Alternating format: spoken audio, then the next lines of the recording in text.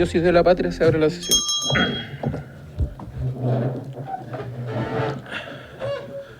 Señora secretaria, entonces nos da la cuenta. Señora María Eugenia. Sí. Voy a dar cuenta de los siguientes documentos. Los primeros, una excusa del ministro de Economía, Fomento y Turismo, Álvaro García, a la sesión citada por el día de hoy. Está fuera de Chile, participando en la Rueda de Negocios Brasil-Chile 2025. También se ha dado cuenta del informe de la Comisión de Trabajo y Seguridad Social, recaído en el proyecto Iniciado un Mensaje con Urgencia Suma, que crea un nuevo sistema de subsidio unificado al empleo. Está con Urgencia Suma. Y la solicitud de audiencia del presidente de la Confederación Nacional de Taxis Colectivos de Chile, CONATACOCH, don Héctor Sandoval, en relación al proyecto de ley que introduce beneficios tributarios que tenemos hoy día en tabla a la clase media, y solicita exponer las consideraciones que involucran a las pymes. Igualmente, hay una solicitud de audiencia del directorio Ñuble de la Asociación Nacional de Funcionarios de INDAP, Ñuble. En la última reunión de la mesa de trabajo realizada el 31 de julio de 2025, la IPRES entregó la versión definitiva del estudio de dotación, donde ajustó el cupo de INDAP Ñuble a 20 cupos. El estudio indica explícitamente que el cierre total de la brecha debía considerarse en el presupuesto del año 2026. Tras la confirmación de la brecha de 20 cupos para INDAP Ñuble y del plan de cierre con el presupuesto 2026, esa asociación ha iniciado gestiones con los parlamentarios de la Comisión de Agricultura y Hacienda de la Cámara, con los integrantes de la Quinta Comisión Mixta de Presupuesto, con el fin de lograr el apoyo para aprobar el presupuesto adicional requerido para la contratación de 20 nuevos funcionarios, 16 profesionales grado 13, 2 administrativos grado 17 y 2 técnicos grado 15, y la provisión de los recursos físicos necesarios, espacios de oficinas, computadores, etc., con cargo al presupuesto de INDAP año 2026. Dada la importancia que reviste este acuerdo para INDAP, Ñuble solicita se invite a esta asociación Anfi Ñuble a la próxima sesión que sea posible en la Comisión de Hacienda para exponer el resultado del estudio de dotación INDAP Ñuble y conocer el detalle de la relevancia de este acuerdo para el funcionamiento de esa institución. Eso es, presidente. Muy bien. ¿Alguien sobre la cuenta? Diputado Sauerbaum. Presidente, respecto de lo solicitado por los trabajadores de INDAP, efectivamente nosotros nos hemos estado reuniendo con ellos y nosotros vamos a funcionar en la quinta subcomisión mixta, según lo que nos informó el presidente Sepúlveda, la próxima semana. Entonces, nosotros preferiríamos que, como están solicitando ser recibidos, se les comprometiera para esa fecha, porque entiendo yo que han venido conversando con el gobierno y hay un compromiso, como les digo, de estas 20 personas que puede parecer poco, pero para ellos son realmente significativos con todo lo que significa la recarga laboral que ellos han tenido. Entonces, invitarlos para esa sesión en específico cuando se haga la ejecución del presupuesto y aprovechamos, digamos, a ver el presupuesto para el 2026 porque tenemos poco tiempo, así que en esa misma sesión seguramente se van a hacer las dos cosas. Pero usted dice en la subcomisión. Claro, invitarlos a la subcomisión porque ahí vamos a tratar el tema, digamos, de la ejecución presupuestaria de agricultura. ¿Quién es el presidente? Sepúlveda. ¿Sepúlveda? Alexis, sí. Entonces, ¿cómo lo hacemos? ¿Le pedimos, lo oficiamos de aquí a la subcomisión? No sé cómo se hace. Pidámosle. Para que Sí. Para que Alexis lo cite. Puede ser que nosotros le hagamos saber a la secretaria de la comisión de la quinta el acuerdo que se tomó acá, para que lo inviten en el momento. Ok, ya. No lo sé. Diputado Mellado. Ya, pero así lo vamos a hacer, Frank, ¿ya? Ya. Presidente, dado que está el ministro, yo le pediría a usted también, que ya salió y publicaron el informe de la Comisión de Trabajo sobre el boletín 17.641-13, que crea el nuevo sistema de subsidio unificado al empleo. Necesitamos mucho empleo y creo que yo reemplacé junto en la comisión con Frank y viene bien el proyecto. Yo creo que deberíamos apurarlo un poquito en una sesión especial porque la verdad es que es importante poder incentivar la contratación de mano de obra y el empleo. Me parece súper. Diputado Frank. Sí, presidente. Yo soy miembro de la Comisión de Trabajo y efectivamente nosotros hicimos una negociación con el gobierno ese día y vamos a hacer algunas modificaciones justamente que no se pudieron hacer en la Comisión de Trabajo para hacerlas acá, refería básicamente a los temas tributarios contables de cómo se va a considerar el subsidio, porque ahí no había quedado una buena redacción. Nosotros lo estamos trabajando en este momento, por eso el proyecto no ha llegado a la comisión, porque nosotros todavía lo estamos trabajando con nuestros asesores para que la redacción quede adecuada, pero debiéramos tenerlo listo la próxima semana. Pero ya se dio cuenta ya acá. Sí. Sí. Ah, ya. O sea, para Ok. que siga, si es que han visto Sí. algo, para Sí, que hemos lo avanzado, apuren, falta claro. poquito. Ya, yo con toda la información que tengo, las solicitudes de audiencia que ya nos llegaron, con la exposición que va a hacer el ministro sobre el hidrógeno verde, y ese otro proyecto voy a organizar la sesión de la próxima semana. ¿Alguien más había pedido la palabra sobre la cuenta? ¿No? ¿Sobre varios entonces? ¿Algún punto sobre varios? ¿No? ¿No? Ya. Sí, ya. Presidente, aprovechando que viene el ministro, hay una nota de prensa que salió hace un rato atrás y que es bien preocupante. Nosotros ayer le hicimos entrega al ministro una carta respecto de nuestra visión, cierto, crítica respecto de cómo están las finanzas públicas y el presupuesto para el próximo año, los ajustes que hay que hacer. Pero viene una nota bien preocupante, yo se la voy a mandar a los colegas respecto de los bonos millonarios que recibieron más de 60 funcionarios de la Dirección de Presupuesto. Bonificaciones, dice, de entre 8 y 11 millones recibieron en el mes de junio por concepto de incentivo más de 60 directivos y profesionales de la Dirección de Presupuesto. La cifra es mayor a la de los meses anteriores en que se entregan bonos como abril y marzo, donde los montos extra fluctúan entre 4 y los 5 millones. También es mayor la de las reparticiones similares como la Subsecretaría de Hacienda. Y hay toda una descripción respecto en donde salen obviamente nombradas varias personas que trabajan en la subsecretaría y también en la subdirección, por ejemplo, como Tania Hernández, que registra una remuneración de 18 millones de pesos, y otras personas más que también están, ¿cierto?, siendo nombradas que esta información está en transparencia y una nota de ex ante la devela. Entonces, ministro, decirle que son este tipo de cosas las que a los chilenos les preocupan, considerando el ajuste fiscal que estamos realizando. Y yo quisiera, en vez de pedirle un oficio, ministro, que nos explique estos bonos, nos pudiera dar una explicación en la próxima sesión o si la tiene ahora, mejor. Muy bien. Terminando entonces con los varios, vamos a entrar a la orden del día, que tiene por objeto continuar con el proyecto de ley que introduce beneficios tributarios a la clase media, y del boletín 17.725-05 con urgencia calificada de simple. Y le damos la bienvenida entonces para comentar eso al ministro de Hacienda, don Nicolás Grau Veloso, junto a la subsecretaria de Hacienda, la señora Heidi Werner Herrera, bienvenida subsecretaria, y el coordinador de política tributaria, el señor Diego Riquelme Ruiz.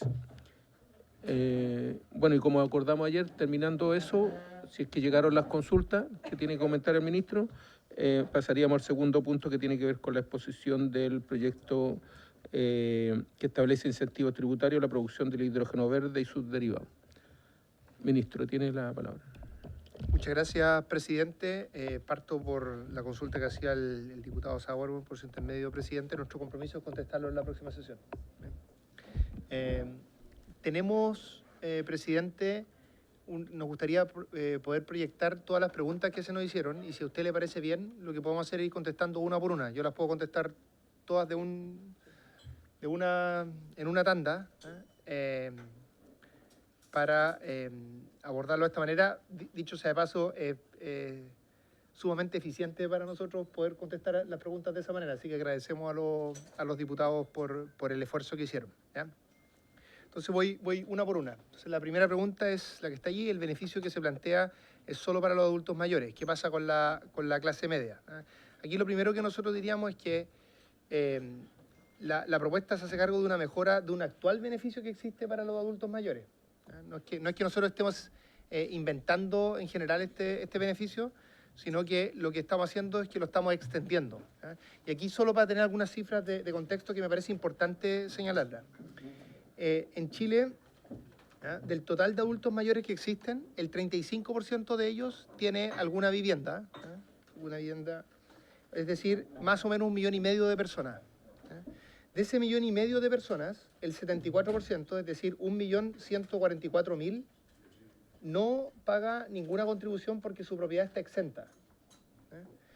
De las personas que pagan, de los adultos mayores que pagan, que es ese 26% restante, ¿ya?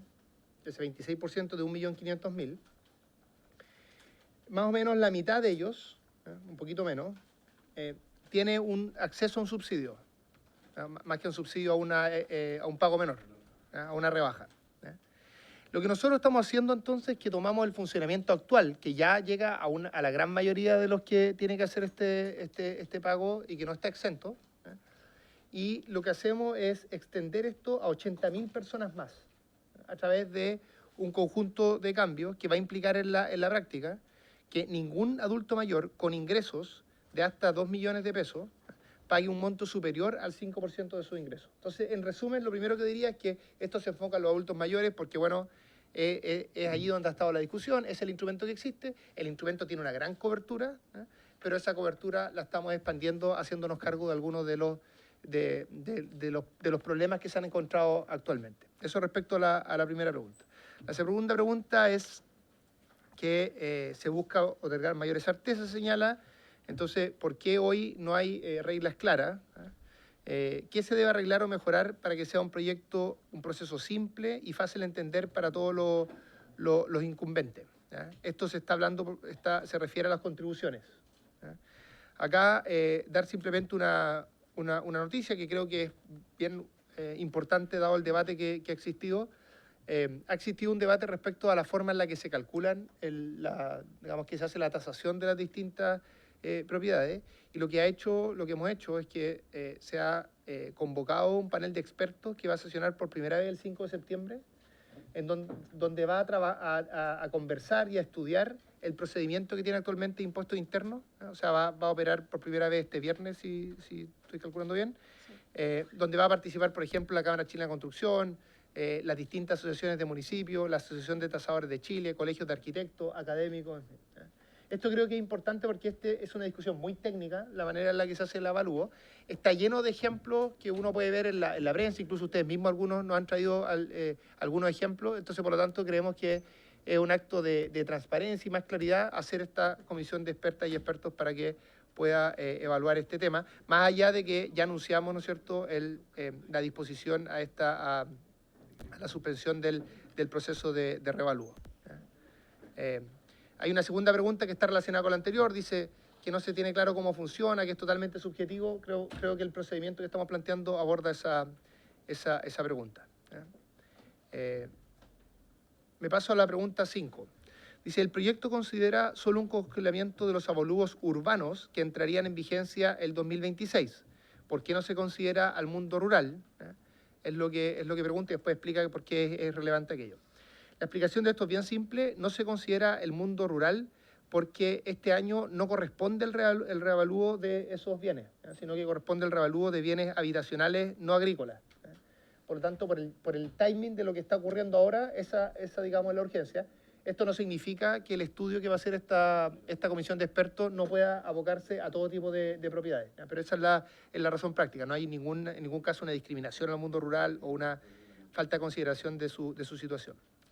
Después hay preguntas que se refieren a la ruta del emprendimiento, ¿no es cierto? Este camino que definimos para las pymes que busca, por un lado, acelerar su formalización y después... Presidente, perdón. ¿Me permite, sobre la gente que pasaron, que cerremos el tema de contribuciones? ¿Puedo hacer una consulta sobre eso? Es que si no va a pasar a otro. Sí. Perdón. Ministro, lo que pasa es que hoy los avalúos de los adultos mayores están a 200 y algo mil pesos, de ahí hacia abajo, ¿cierto? Estaban exentos si eran adultos mayores. Este tema lo está viendo de 2 millones hacia abajo, un 5%, pero los avalúos pueden estar muy altos para personas que efectivamente no pueden pagar. Entonces, ahí, ¿cómo están los topes los dos? ¿El avalúo o el ingreso? Eso es. Sobre el punto de las contribuciones. Por su intermedio, presidente, saludar al ministro, a la subsecretaria y a quienes lo acompañan. ¿Qué pasa con ese universo de adultos mayores que al día de hoy están próximos a que se les remate su casa. Porque una cosa es cómo se va a resolver el problema en el mediano plazo, pero hoy día hay un porcentaje importante en Chile de adultos mayores que tienen el riesgo casi real de que esas casas puedan ser rematadas. Si hay alguna consideración o algo se va a incorporar para poder efectivamente evitar que esa situación ocurra, ministro.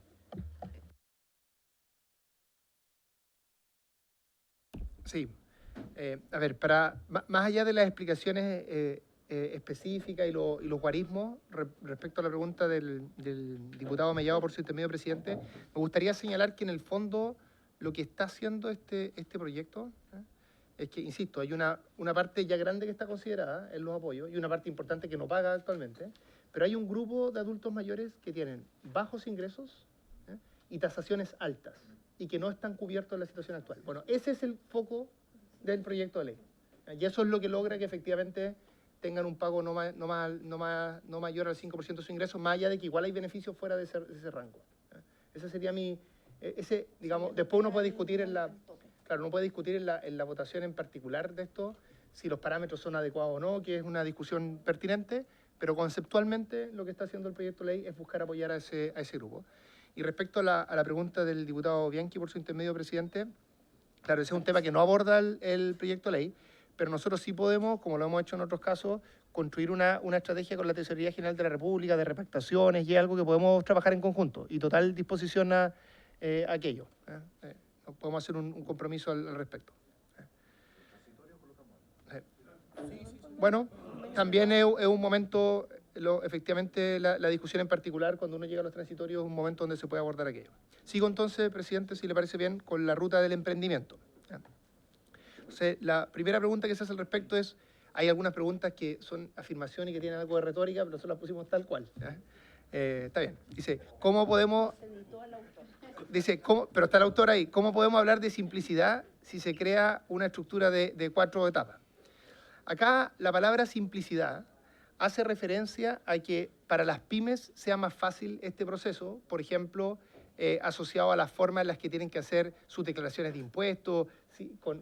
Digamos, no tienen que hacer balance por 2 años. Entonces hay una gran simplificación en materia de contabilidad que además es bien relevante asociado al hecho de que estamos buscando que el grueso de las pymes quede en el régimen transparente, en régimen, es decir, habiendo pasado de esta transición que lo favorece, y eso va a ser positivo porque no van a pagar impuestos de primera categoría.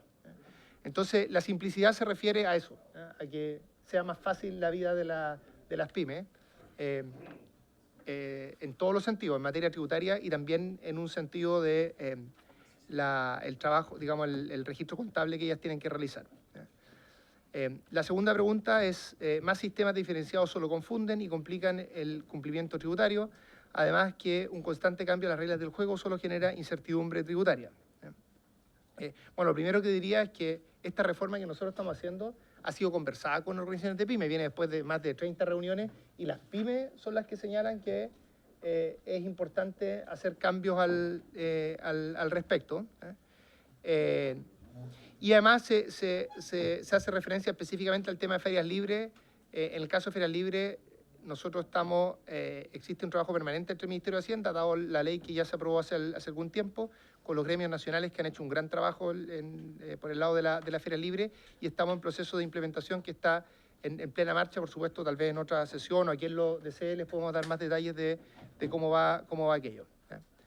Después una tercera pregunta de esta trayectoria de las pymes. Se pregunta si se podrá usar el crédito fiscal y después se aplicará el descuento, pedir que se explique con un ejemplo cómo funcionaría. Acá lo que hay que explicar es que el beneficio, el diputado Donoso acá está preocupado de cómo opera el beneficio del IVA, ¿no? El beneficio del IVA opera una vez que opera para lo que se denomina el IVA determinado, es decir, para la resta entre, digamos, tus créditos y tus débitos IVA. Por lo tanto, opera para el neto.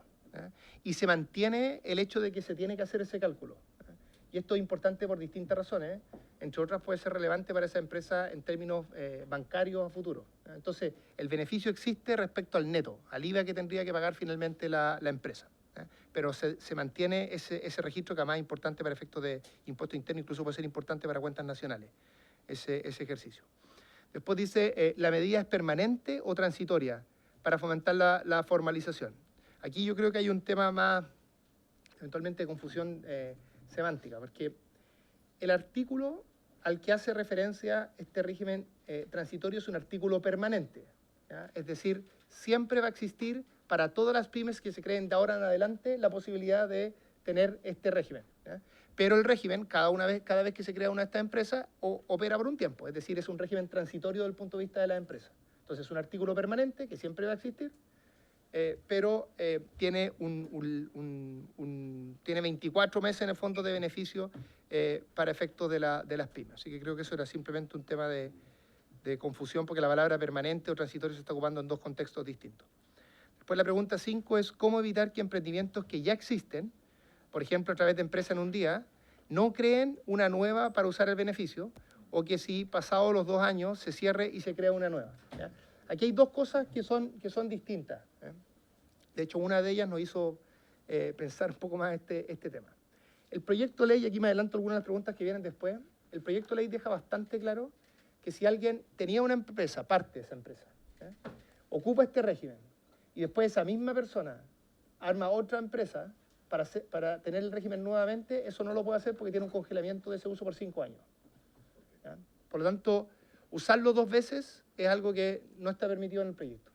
Cosa distinta es que alguien que ya tiene una empresa, piensa una empresa que tenía 10 años, ¿ya? Y cree que le conviene hacer una cosa de este tipo, entonces cierra esa empresa, arme otra para recibir el beneficio, eso no está salvaguardado por el proyecto. Y algo que podemos eventualmente mejorar a futuro.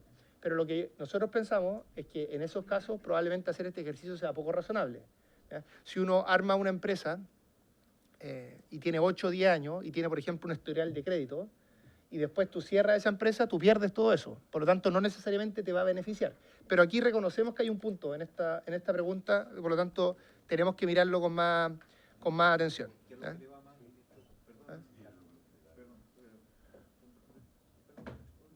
El presidente manda aquí. Lo que hemos visto en el monotributo, en todo, que claro, puede haber un multiroot ocupando esa base, digamos, y puede hacer que les vaya mal a algunos y a otros les vaya bien. En 2 años una pyme puede morir, digamos, inicia, puede morir. ¿Qué pasa con ellos? Porque, ¿qué pasa con los que mueren por muerte natural? No muerte asistida de ellos mismos, digamos, sino que por muerte natural van a quedar congelados por 5 años, aunque les fue mal. La respuesta es que sí. Ahora, no es que esa persona no pueda armar una empresa. Lo único que se está diciendo es que esa empresa no va a tener ese beneficio tributario. Y el problema es práctico. Distinguir a quién le fue mal porque quiso cerrar esto o a alguien le fue mal porque puso todo su empeño y no le resultó, yo creo que es imposible. Entonces, simplemente para evitar las mismas preocupaciones que tiene el diputado Donoso, de que no pueda ser mal utilizado un instrumento de esta naturaleza, es que se crea eso de 5 años. Ahora, no se hace para siempre, o sea, no es que solo uno puede tener una pyme en la vida que tenga este beneficio, sino que al 6º año lo va a poder utilizar también. Después, la pregunta 6, va al mismo tema.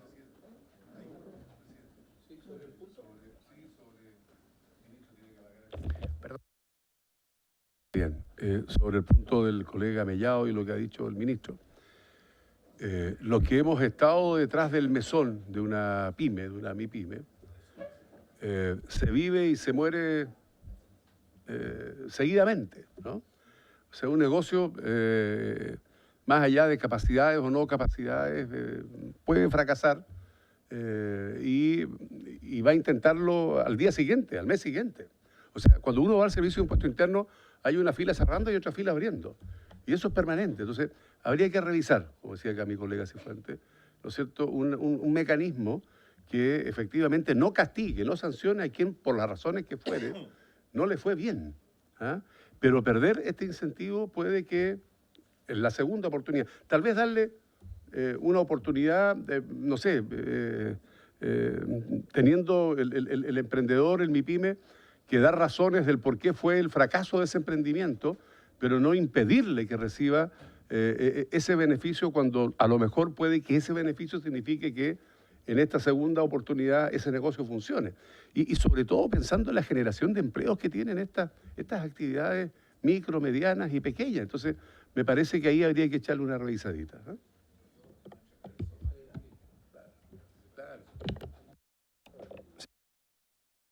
Sí, presidente. A ver, lo primero que yo diría es recordar que este beneficio no existe en la actualidad, es algo que estamos creando. O sea, estamos pasando de una situación en la que a la empresa se le dice, usted entra como pyme y básicamente opera, por ejemplo, para efectos de IVA como cualquier empresa. Estamos creando algo que no existe. Y nuestra preocupación es no crear algo que genere incentivos perversos para que gente esté creando empresas de esa manera. Pero nosotros compartimos que es un tema que podemos trabajar. Aquí Diego me decía algo que es bien distintivo. Yo creo hay distintas cosas en esta parte inicial de la ruta. Hay algunas que tienen que ver con simplificar el tema porque hay gente que nunca ha tenido una empresa y que uno quiere que poco a poco se vaya formalizando. Y en cambio hay otras cosas como el IVA, como las reducciones del IVA, que tienen que ver con que simplemente bajar la carga tributaria. Entonces tal vez uno podría buscar que unas se mantuvieran, las otras no. Le podemos dar una vuelta. Es un tema que podemos trabajar, pero lo que va así defender el Ejecutivo es no dejar un diseño que se preste para abusos en esta materia, ¿no? Acogiendo el punto.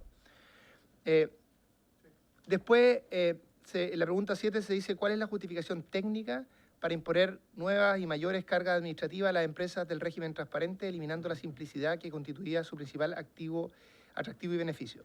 Aquí lo primero que nosotros diríamos es que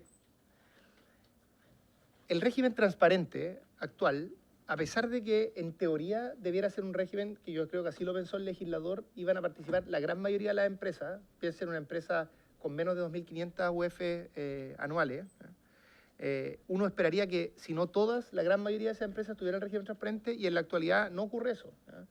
De hecho, tenemos como un tercio de las empresas que están en el régimen transparente, pudiendo estarlo. Entonces, el proyecto hace una serie de cambios, primero permitiendo que todas las empresas de distinta naturaleza puedan entrar al régimen transparente, de forma tal de que no paguen impuestos de primera categoría. Y además lo que hace es que pone una contabilidad simplificada mediante un libro de ingresos y gastos, que lo que permite, entre otras cosas, nosotros creemos, es permitir que estas empresas estén bancarizadas, porque parte del problema que existe en la actualidad es que dada la naturaleza que tiene el régimen transparente y su contabilidad, no pueden tener un buen trabajo con los bancos y entonces no pueden no pueden acceder a créditos y por tanto poder desarrollarse. Entonces, nuestro diagnóstico parte del hecho de que el régimen transparente se ocupa mucho menos de lo que debiera ser y entonces tratamos de generar mejores condiciones para que ese régimen se pueda utilizar. Después otra pregunta que existe a este respecto es que más allá del impacto en los sectores afectados por la reducción de cobertura en los regímenes de renta presunta, ¿por qué el proyecto omite un marco de transición gradual que permita a las empresas adaptarse a las nuevas exigencias? Aquí yo diría que el proyecto de ley sí contempla una transición. Tienen que pensar que el nuevo límite entra en régimen el año 2028, nuevo límite que se refiere a renta presunta, y para el año 2027 más se rebaja el límite de ingresos. Ahí ustedes pueden ver después los guarismos de aquello. La pregunta 9 es, dado el bajo límite de ingresos del monotributo permanente, estos 310 UF, y la obligatoriedad de transitar posteriormente a un régimen más complejo, ¿cuál es el incentivo real para la formalización o se corre el riesgo de que estas medidas terminen por disuadir nuevos emprendedores? Yo creo que esta es una pregunta muy importante, porque si hay algo que uno no quiere hacer, es que a propósito de los incentivos que se generan, a propósito de las ventajas que se generan cuando tú eres empresa más pequeña, tengas incentivo a quedarte por siempre en esa figura. Ahora, yo recordaría que esto es 310 UF, o sea, estas son empresas que realmente tienen ventas muy, muy bajitas.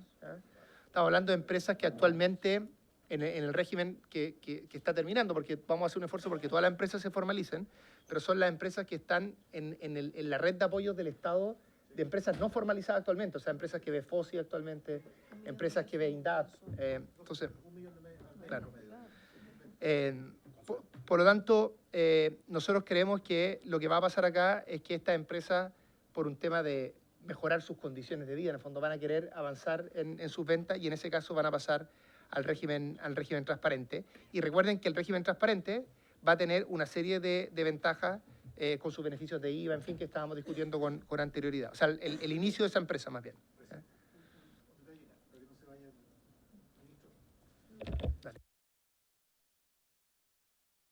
Otro tema. Aquí entra perfecto un tema en esto, tanto al inicio como después cuando crece. Ese crecimiento de uno a otro, el apalancamiento, que antes lo tenían, acuérdense ustedes, cuando no existía la tasa máxima convencional muy abajo como quedó ahora, antes estaban las financieras, donde entraban todos los pequeños para poder tener, ¿cierto?, ese salto de pequeña empresa a ir a crecimiento. La banca hoy día no presta los paraguas cuando llueve, presta cuando hay sol, digamos, y le presta alguno.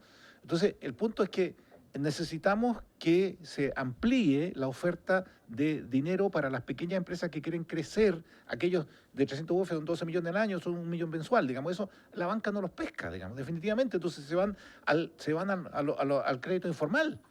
Entonces, creo que hay que darle una vuelta todavía de nuevo a la máxima convencional para que crezcan nuevamente financieras, digamos, que puedan entrar a ese segmento C3 de IE.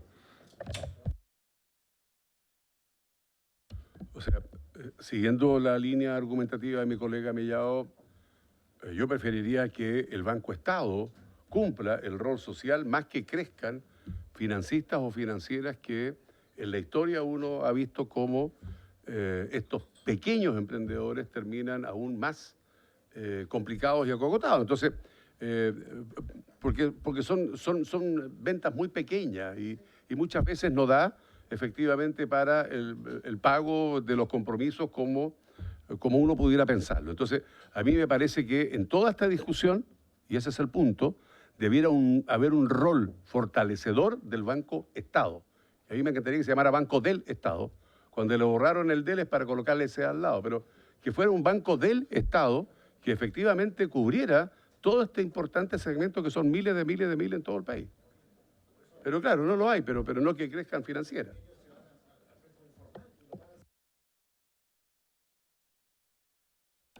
Sí, presidente.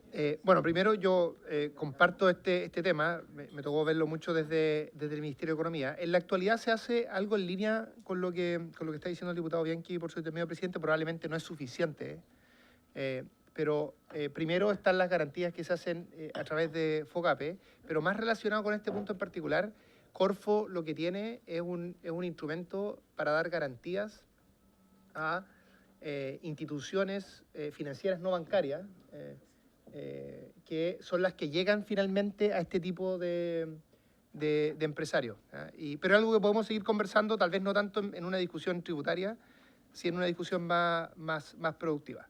Me paso al tema de reducción de exenciones, en particular fondos de inversión.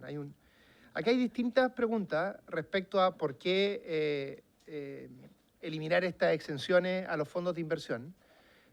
Yo lo respondería esto de dos maneras, una más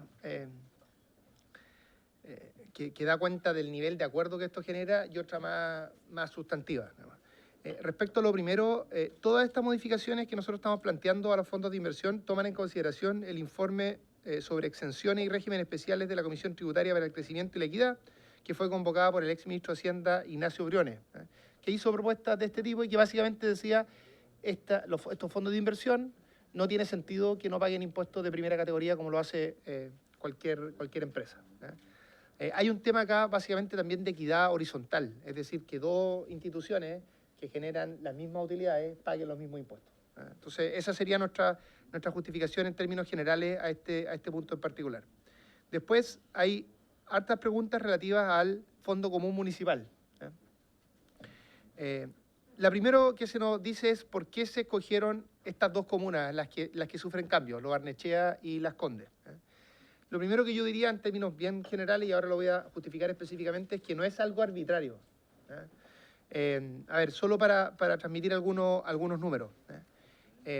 La comuna de Las Condes, en impuesto territorial, para que vean la magnitud de las tasaciones de esas casas y la cantidad de casas involucradas, en impuesto territorial recauda más de 2 veces que lo que recauda la comuna que lo sigue, que es la comuna que es la comuna de Santiago. Y ambos aportan el 65%, entonces uno esperaría que esta comuna tiene mucho espacio para poder contribuir más. Y en el caso de patentes comerciales recauda más de 3 veces que Providencia, que es el segundo en recaudación que lo sigue. Y en el caso de Lo Barnechea, en el caso de impuesto territorial, es el segundo de mayor recaudación y solo aporta un 60%, esto se está moviendo al 65%. Y para el caso además de patentes comerciales, Lo Barnechea ni siquiera aporta al Fondo Común Municipal, lo que es aún más difícil de justificar, a pesar de que es la quinta que más recauda en ese fondo. Entonces, en el fondo lo que ocurre es que estas son comunas donde efectivamente se concentra una gran cantidad de propiedades de alto valor y aquí, para ser bien transparente, esto es un correlato con lo que conversábamos antes. O sea, este proyecto lo que hace es que financia la reducción, financia estos beneficios a los adultos mayores que tienen bajo ingreso y casas de alta tasación, los financia justamente haciendo estos cambios en el Fondo Común Municipal, en las reglas del Fondo Común Municipal. Por ende, si a alguien no le gusta este diseño, está bien, pero lo que nosotros solicitaríamos para mantener la neutralidad fiscal es que se haga una propuesta de dónde se podría recaudar ese beneficio a los adultos mayores. Adultos mayores que, dicho sea de paso, muchos también están en esas comunas. O sea, aquí también se van a beneficiar adultos mayores de Lo Barnechea, adultos mayores de Las Condes. Entonces me parece importante que aquello se plantee. Después explico también la pregunta 2, creo que ya está explicada. Después, esto está relacionado con lo que acabo de decir. La pregunta 3 dice, ¿qué implica la disminución de ingresos del Fondo Común Municipal? ¿Cuánto se calculó que se dejará de recaudar? El beneficio a los adultos mayores que describí hace algún rato implica una disminución de 13.000 millones de pesos. 13.000 millones de pesos para el Fondo Común Municipal. En total se dejan de recaudar 20.000, pero parte de eso que se recauda queda en esas mismas comunas, por lo tanto se netea en esas comunas. Lo que nos preocupa a nosotros es que el bajar la recaudación no implique, la recaudación a propósito de los beneficios a los adultos mayores, no implique un perjuicio a todos los otros municipios que son los que se ven beneficiados. Claro, sí. O sea, lo que cambia en Las Condes y Barnechea está calculado para que permita compensar las mejoras que hay a los adultos mayores. Ese es el diseño que... Lo que dejará de recaudar no se compensa con lo excesivo aumento de los avalúos de los últimos años, hace la pregunta el diputado Donoso. Más allá de que nosotros discutimos la palabra excesivo, pero eso es... acá ya comentamos que hay una metodología que tiene el impuesto interno, que a nuestro juicio es razonable que se estudie, que se haga un escrutinio dado toda la discusión que se ha armado, y por eso armamos la comisión que comenté con anterioridad. Bueno, ya comenté a qué corresponden los porcentajes que se aumentan, ya comenté que esto es básicamente para compensar los beneficios a adultos mayores. Termino con una parte que esta categoría la armamos nosotros, fue formas de agrupar las preguntas. Una categoría de otras dudas. ¿Sí? Ministro, cuando empecemos a discutir esta parte, le pido si nos puede traer un comparado entre lo que ingresa por ese 65% y lo que aumenta con respecto a los 13.000. Porque si sobra, si llega a sobrar, digamos, podrían bajar en vez de un 5, un 3, ¿cierto? O un 2, en vez de... para poder ajustar bien los números, para que efectivamente a los adultos mayores no sea un 5, se puede hacer un 3, un 2, un 1, dependiendo de la plata que se recaude, digamos. Lo tomamos, diputado. Bueno, después otras dudas, una duda más política, pero por supuesto válida en este espacio. Dice, a 6 meses de que termine el gobierno, proponen una reforma tributaria que en su mayoría se tiene que implementar en el próximo gobierno. Ojo con las modificaciones en la renta presunta que impactan a agricultores, transportistas y mineros, que puede generar un problema para el próximo gobierno. Nosotros lo primero que diría es que si algo estamos haciendo es ser considerados respecto a quien sea que gobierne la próxima administración, porque justamente lo que estamos buscando es digamos, podría tener todos los malos incentivos a hacer reformas tributarias que solo generen beneficios y que los problemas los pague una siguiente administración. Pero justamente lo que estamos haciendo acá es proponer una reforma que es responsable en materia fiscal para no heredar una disminución de los ingresos netos del fisco. Pero en términos generales, además diría que esta es una reforma luego de 30 reuniones con distintos gremios de pyme, luego además de mucha discusión en materia de contribuciones, de las que ustedes han sido protagonistas, por lo tanto se hace cargo de algo que creemos que es urgente y que ha sido bien trabajado. Después se dice ser fiscalmente neutro en el proyecto, pero vamos a compensar la menor recaudación aumentando los impuestos a las personas y limitando la inversión. Aquí yo creo que es bien importante tener a la vista algunos números. Así como este proyecto compensa lo que ocurre a nivel de adultos mayores con estos cambios que se hacen en las reglas del Fondo Común Municipal, también lo que hace es que aumenta los impuestos, la tasa marginal de las personas que ganan sobre 8.200.000 pesos en valor de la UTM actual. Eso, por supuesto, va a ir cambiando con la inflación. ¿Cuántas son estas personas? Estamos hablando de unas 77.000 personas. Entonces, básicamente a través de un cambio, que voy a mostrar después algunos números, bastante marginal de 77.000 personas, estamos beneficiando a como 1 millón de pymes, a como 900.000 personas de clase media a partir de distintos beneficios, de arriendo, pago a las colegiaturas, en fin. Y además a 75.000 adultos mayores que están mejorando su situación. Entonces, es cierto, aumentan los impuestos, de alguien tiene que aumentar porque es neutro, ¿no es cierto? Pero a nuestro juicio es bien razonable. Y para darle alguna idea, por ejemplo, una persona que gana 8.500.000 pesos, y por tanto está por sobre el umbral al que le cambia la tasa marginal, pagará un mayor impuesto equivalente a 7.871 pesos. Y si esa renta fuera 9 millones, el mayor impuesto mensual será de 22.000 pesos. Eso es lo que estamos cambiando. Por supuesto, eso va subiendo y llega hasta un tope que es más o menos 15, 16 millones, porque en ese caso ya se mantienen las tasas que se tienen actualmente. Porque esto lo que está haciendo es tomar la misma tasa que existía antes del 2014 para estas personas que tienen ingresos sobre los 8.200.000. Después se pregunta, ¿dónde está el fomento al ahorro, a la inversión, el crecimiento de este proyecto? Bueno, acá para ser bien honesto, este es un proyecto cuyo foco es mejorar la situación de las pymes y mejorar la clase media. Ese es el foco del proyecto. Su foco no es la promoción de la inversión. Ahora, cuando terminemos esta presentación, vamos a presentar un proyecto para fomentar la inversión en hidrógeno verde. O sea, no es que el gobierno tiene una preocupación por la inversión, simplemente está alojado en proyectos distintos. Después dice, la pregunta, acá. ¿Se ponderó en alguna medida el riesgo de la fuga de talentos y el encarecimiento de la mano de obra calificada para las pymes, afectando su competitividad al aplicar una mayor tasa de impuesto final? Bueno, ya comenté que en realidad son cambios bien marginales para la mayoría de las personas, pero yo diría que estos son los impuestos que existían antes del 2014 y no teníamos esa fuga de talentos. O sea, incluso la evidencia que tenemos en nuestro país da cuenta de que no debieran ser cambios que generaran un efecto sustantivo en esa dimensión.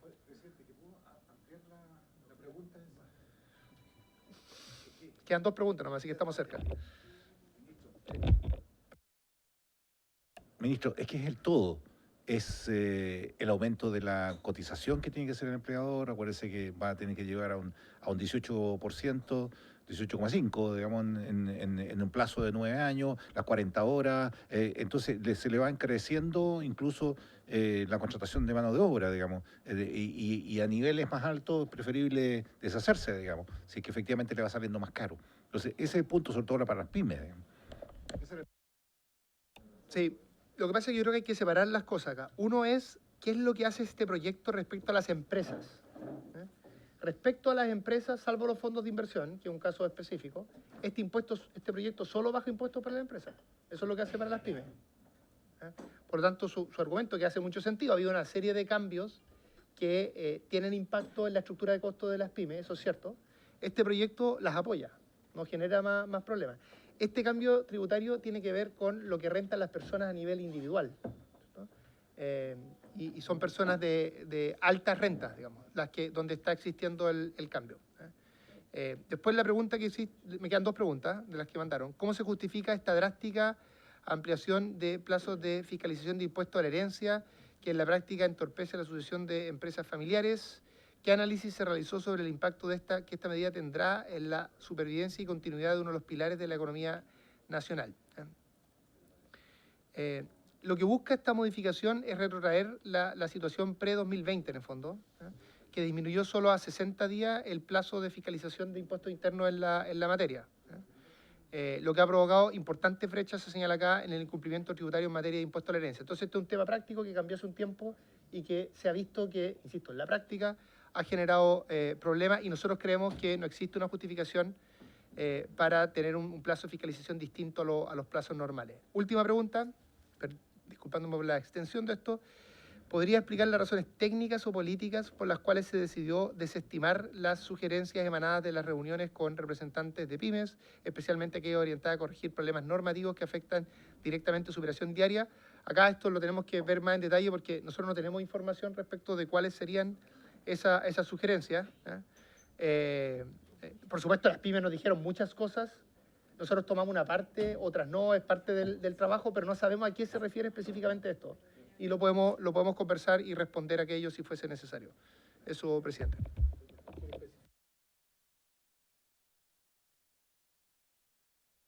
Hoy día no es el día. Presidente, no, mire, primero una cosa, ministro, yo le pido que en la próxima exposición que se haga, ojalá tengamos un detalle de lo que fue el informe financiero, porque aquí se habla de un costo fiscal de $1.000 millones, que la verdad nosotros no tenemos muy claro específicamente cuál es el costo, porque cuando hacemos una migración del 90% de las MIPYME al régimen nuevo, no entendemos muy bien cómo se produce ese costo, si justamente la idea es que podamos, ¿cierto?, dar facilidades a la pequeña empresa y no tenga un costo adicional al Estado. Entonces no entendemos muy bien de dónde se sacan los $1.000 millones. Entonces esa cuestión conceptual sería bueno que la aclaráramos. Y segundo, ministro, yo no sé si usted vio este documento que nosotros tenemos aquí, que mandó la CONAPYME, que es un documento que hizo una institución que se llama FECIT, que hace un análisis bien acabado del proyecto, incluso hace cuestionamientos, ¿cierto?, respecto del informe financiero y otras normas. Nosotros se lo vamos a hacer llegar por si usted no lo leyó, no es tan largo, pero nos parece a nosotros bastante contundente. Entonces, nosotros hacíamos referencia a este documento y otras cosas que presentó CONAPYME en la conversación, ministro. Sí, presidente. Nosotros no tenemos ningún problema en tal vez mandar una tabla que diga cuáles son las disminuciones de ingresos fiscales asociados a cada una de las medidas, ¿verdad? Porque aquí hay muchas medidas, están todas las medidas de beneficio de la clase media, por supuesto que tienen un impacto, las medidas que tienen que ver con beneficiar a los adultos mayores, eso también tiene un impacto, en fin. Por lo tanto, podemos mandar eso, no hay ningún problema. El documento que usted señala de CONAPYME lo ha estudiado el equipo, podemos mandar una respuesta a cada uno de los temas que ahí se plantean, pero además estoy seguro que cuando se haga la audiencia ellos van a poder ser citados, van a poder explicar su documento y tendremos el momento para conversar cada uno de estos temas. Gracias, presidente. Muy bien, tenemos ya varias audiencias. Yo creo que de aquí al viernes demos plazo para recibir otras más, pero ya hay varias para este proyecto. Vamos a pasar al siguiente. Antes sí me gustaría hacerle un punto. Procedimental nomás. ¿Sí? ¿Hasta cuándo vamos a tener plazo para invitarnos? Hasta el viernes. Hasta este viernes. Sí, o sea, enviar los nombres nomás y nosotros estamos a miércoles. Ya hasta el lunes. Hasta el lunes el plazo. Antes de pasar al siguiente punto, he tenido, ministro, reuniones con un par de gremios de pyme y también me hicieron algunos alcances que ojalá también los podamos discutir más adelante. Cuando vengan a exponer, seguro lo van a hacer también, van a plantear esos puntos que tienen que ver con el tema del pago a 30 días, que se ha intentado avanzar antes, pero todavía hay algo que no se hace completamente efectivo, pero principalmente por los plazos de pago del Estado. O sea, quien más se demora y no cumple los plazos del pago a 30 días es el Estado. Por lo tanto, ellos lo que dicen, el problema de las pequeñas empresas, que cuando no les pagan, ellos igual tienen que pagar el IVA. Entonces es como injusto, o sea, es ilógico además que tenga yo que pagar el IVA de una factura que todavía no me pagan. Entonces, el punto que me hicieron es que, principalmente con el Estado, factura pagada, IVA pagado. O sea, si el Estado no me paga la factura, ¿por qué yo voy a tener que pagar el IVA? ¿Ah? Ese es el punto que quería hacer para que lo vean, para que lo conversemos, porque seguramente lo van a plantear aquí también las pymes con las que yo me reuní. Déjeme agregar algo a su Diputado. punto, presidente. Es que el abuso no solo es del Estado con las pymes o las pequeñas pymes, es de Es de todo. supermercadistas, de la gran empresa que efectivamente hacen un uso abusivo de los pagos y pasan 90 días, 120 días con la correspondiente noche. Usted comprenderá cómo duerme un MIPYME, cuando no le pagan a 60, 90, 120 días. Entonces es el abuso general. Y sobre las espaldas de estos emprendedoras o emprendedores es que efectivamente además tienen las obligaciones tributarias que usted bien señala. Entonces hay que buscar un mecanismo que de verdad regule y sea no abusivo, como lo es hoy día con este sector. Claro. Eso, se lo dejo planteado. Entonces, ministro, no sé, le damos la bienvenida al ministro de Energía. ¿Estaba aquí o no? ¿Se fue? Ahí. Ministro Pardo, no sé quién va a partir exponiendo. Tiene la palabra entonces, ministro. Bueno, vamos a presentar este proyecto de ley. Agradecemos la celeridad con la que hemos podido agendar esta presentación. La siguiente, por favor. La agenda de la presentación es la siguiente. Primero vamos a dar una introducción respecto a los antecedentes del proyecto. Vamos a discutir después los contenidos del proyecto de ley. Este es un proyecto de ley que tiene dos ámbitos relevantes, dos cambios tributarios que buscan promover esta industria. Después voy a comentar los efectos en el balance fiscal, donde este proyecto sí va a ser, como es un proyecto que busca promover la inversión, un proyecto que va a implicar costos fiscales. Y por último, el ministro Pardo, que además digamos, el experto en este tema por el lado del gobierno, va a mostrar un ejemplo y por supuesto vamos a estar disponibles a contestar cualquier pregunta más técnica sobre hidrógeno verde, más allá del tema tributario, que es lo que nos convoca en esta sesión. Entonces, partamos por qué es el hidrógeno verde, ¿no es cierto? Eso voy a dar un comentario de eso más adelante, pero básicamente el hidrógeno tiene una serie de propiedades únicas como portador de energía. Se puede transformar en otras cosas, por ejemplo, se puede transformar en amoníaco, se puede transformar a través de procesos químicos, se puede transformar incluso en metanol. Y el hidrógeno, como queda claro en la siguiente diapositiva, la producción de hidrógeno a través de electrólisis, que es el proceso en el que se toma el agua y con electricidad se separa el hidrógeno del oxígeno. Ese proceso de electrólisis existe hace mucho tiempo, no sé, más de 100 años. Lo que determina que a uno de esto le llame hidrógeno verde es que la fuente energética de aquello, esa energía sea verde, es decir, una energía sin huella de carbono. Entonces, la producción de hidrógeno ocurre hace mucho tiempo, se sabe hace mucho tiempo las propiedades que tienen. La particularidad del hidrógeno verde es que su fuente energética es verde, por ejemplo, eólica, solar o algo de esa naturaleza. Y nuestro país, por supuesto, tiene, como ustedes ya lo saben, porque venimos impulsando esto hace mucho tiempo en distintos gobiernos, tiene condiciones especialmente favorables para producir energía verde a un bajo costo. Y eso, como el hidrógeno verde depende de producir energía verde a bajo costo, hace que nuestro país tenga ventajas especiales en materia de producción de hidrógeno verde. Voy a mostrarles después una tabla más adelante de los proyectos involucrados que ya están en el sistema de evaluación ambiental para que se hagan una idea de la magnitud de esta industria. Ahora, el desarrollo del hidrógeno verde, y esto lo ha liderado durante nuestra administración el ministro Pardo, se ha convertido en una política de Estado. El haber definido que el hidrógeno verde iba a tener un rol muy relevante en materia económica de nuestro país lo hizo la administración anterior. La administración anterior definió una estrategia y lo que le tocó liderar al ministro Pardo es continuar esa estrategia, hacerle yo diría ciertos cambios, pero lo fundamental es un plan de acción que ya se lleva ejecutando hace algún tiempo, que pone al piso esa estrategia, o sea, genera las condiciones efectivas para que esa estrategia pueda avanzar, y además se ha ido constituyendo esto en una política de Estado. El ministro constituyó un comité estratégico donde participa la expresidenta Bachelet, el exministro Llobet, personas de distintos sectores políticos que han estado impulsando esta agenda. La siguiente, por favor. Ahora, ¿en qué se va a utilizar, en qué se espera se va a utilizar este hidrógeno verde? Para decirlo tal vez en simple, son sectores en los que electrificar como fuente energética no necesariamente es costo efectivo.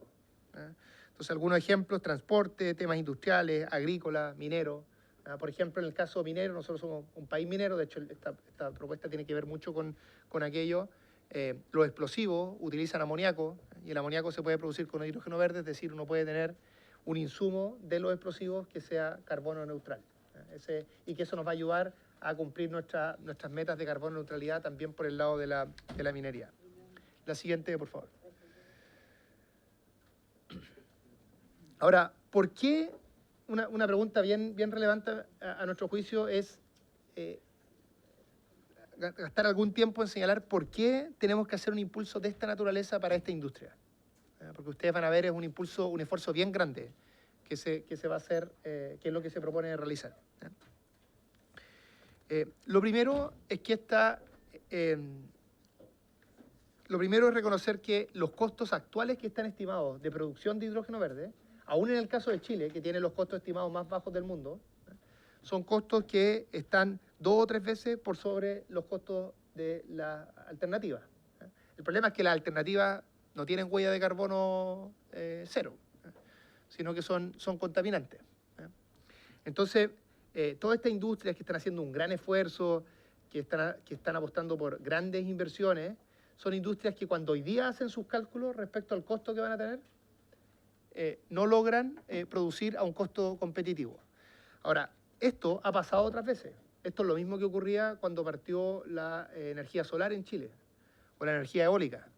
Los costos de producción estaban muy por sobre los costos de las alternativas, y que eran costos alternativos normalmente más contaminantes. Y lo que fue pasando, que suele suceder en sectores nuevos de la economía, es que cuando esto se fue produciendo a gran escala, empezó a existir un proceso de innovación, de aprendizaje, de desarrollo de nuevas tecnologías, que fue bajando esos costos. Pero lo que uno necesita es darle, a nuestro juicio, un empujón a esta industria. Esto, por lo demás, es lo que están haciendo todos los países que tienen interés en producir hidrógeno verde, no es una novedad de nuestro lado. Darle un empujón de forma tal de que las grandes primeras inversiones tengan ciertas ventajas tributarias. Por eso que lo que vamos a proponer es un incentivo tributario que no es de carácter permanente, es transitorio. Entonces, en el fondo, lo que se busca, insisto, a través de este... Sí. Que lo puede resolver rápido. Si nos pudiese, ministro, perdón, por su intermedio, presidente, mostrar la estructura de costos de la producción hoy día y la proyección que tienen en la proyección esperada.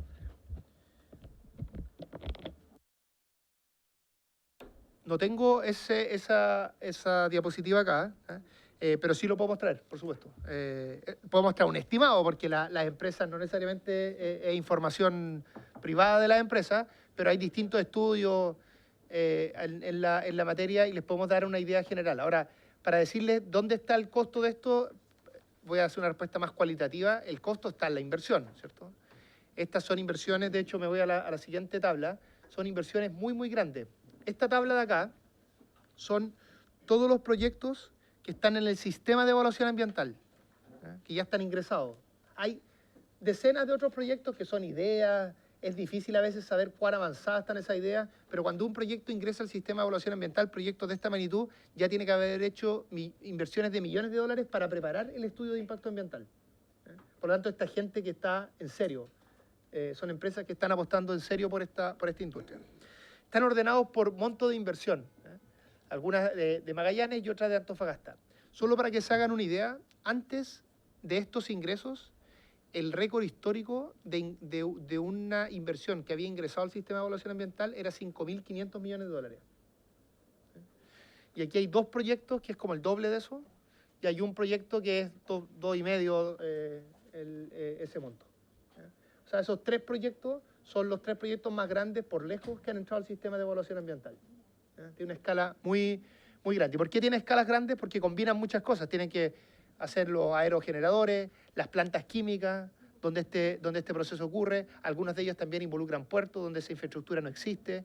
Tienen que construir desaladoras. Es decir, es la integración de un conjunto de procesos productivos lo que hace que la inversión en capital sea muy alto.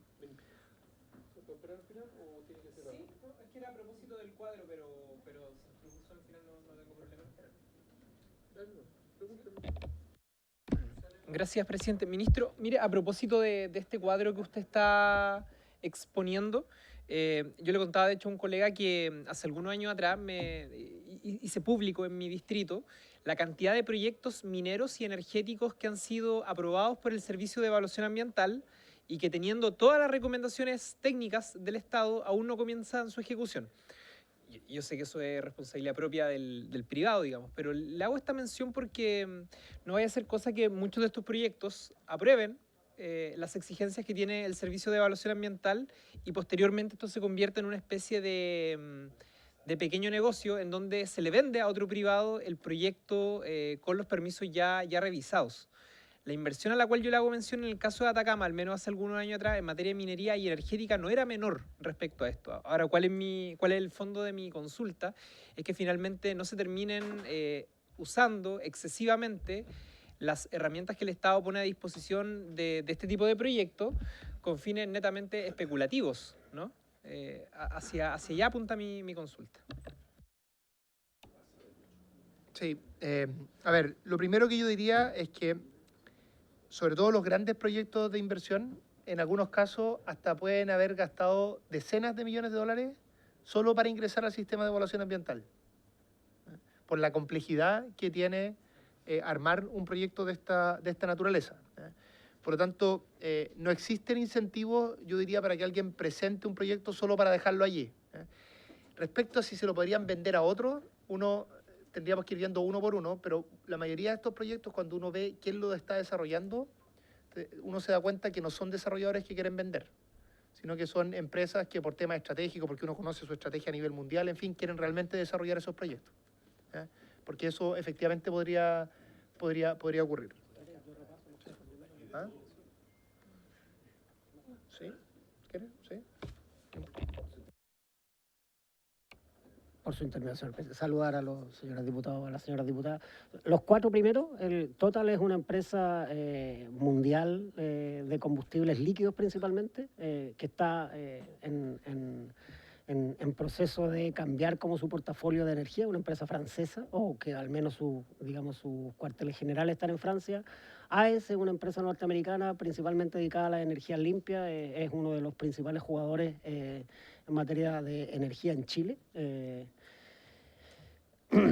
CIP, que es un fondo de inversión de Copenhague, es una empresa más nueva, pero que en Chile tiene también varios proyectos relacionados con energía limpia, algunos de ellos en Atacama también. MAE es un consorcio norteamericano que no solamente tiene proyectos en Chile, sino que también tiene proyectos en otras partes. Y si seguimos, HIF es uno de los principales jugadores mundiales también en materia de hidrógeno verde, y así sucesivamente. Los jugadores que están ahí, en términos generales, no son solo desarrolladores de proyectos, sino que son empresas que están interesadas también en la comercialización del producto final. Presidente, entonces ahora, habiendo hecho esta introducción, que lo que busca establecer es que esta es una industria muy grande, es una industria que tiene muchas incertidumbres. La incertidumbre principal es que están haciendo algo que nadie ha hecho antes y que se está haciendo en algunos otros lugares del mundo, pero no en tantos, y tiene una incertidumbre alto de costos tecnológica. Vale la pena continuar con esta definición que hizo la administración anterior, dicho sea de paso, de hacer una apuesta grande por esta industria, y que eso es razonable a nuestro juicio que tenga no solo muchas otras cosas que ya hemos hecho, sino que además algún beneficio tributario. Entonces ahora paso a explicar cuáles son los contenidos del proyecto.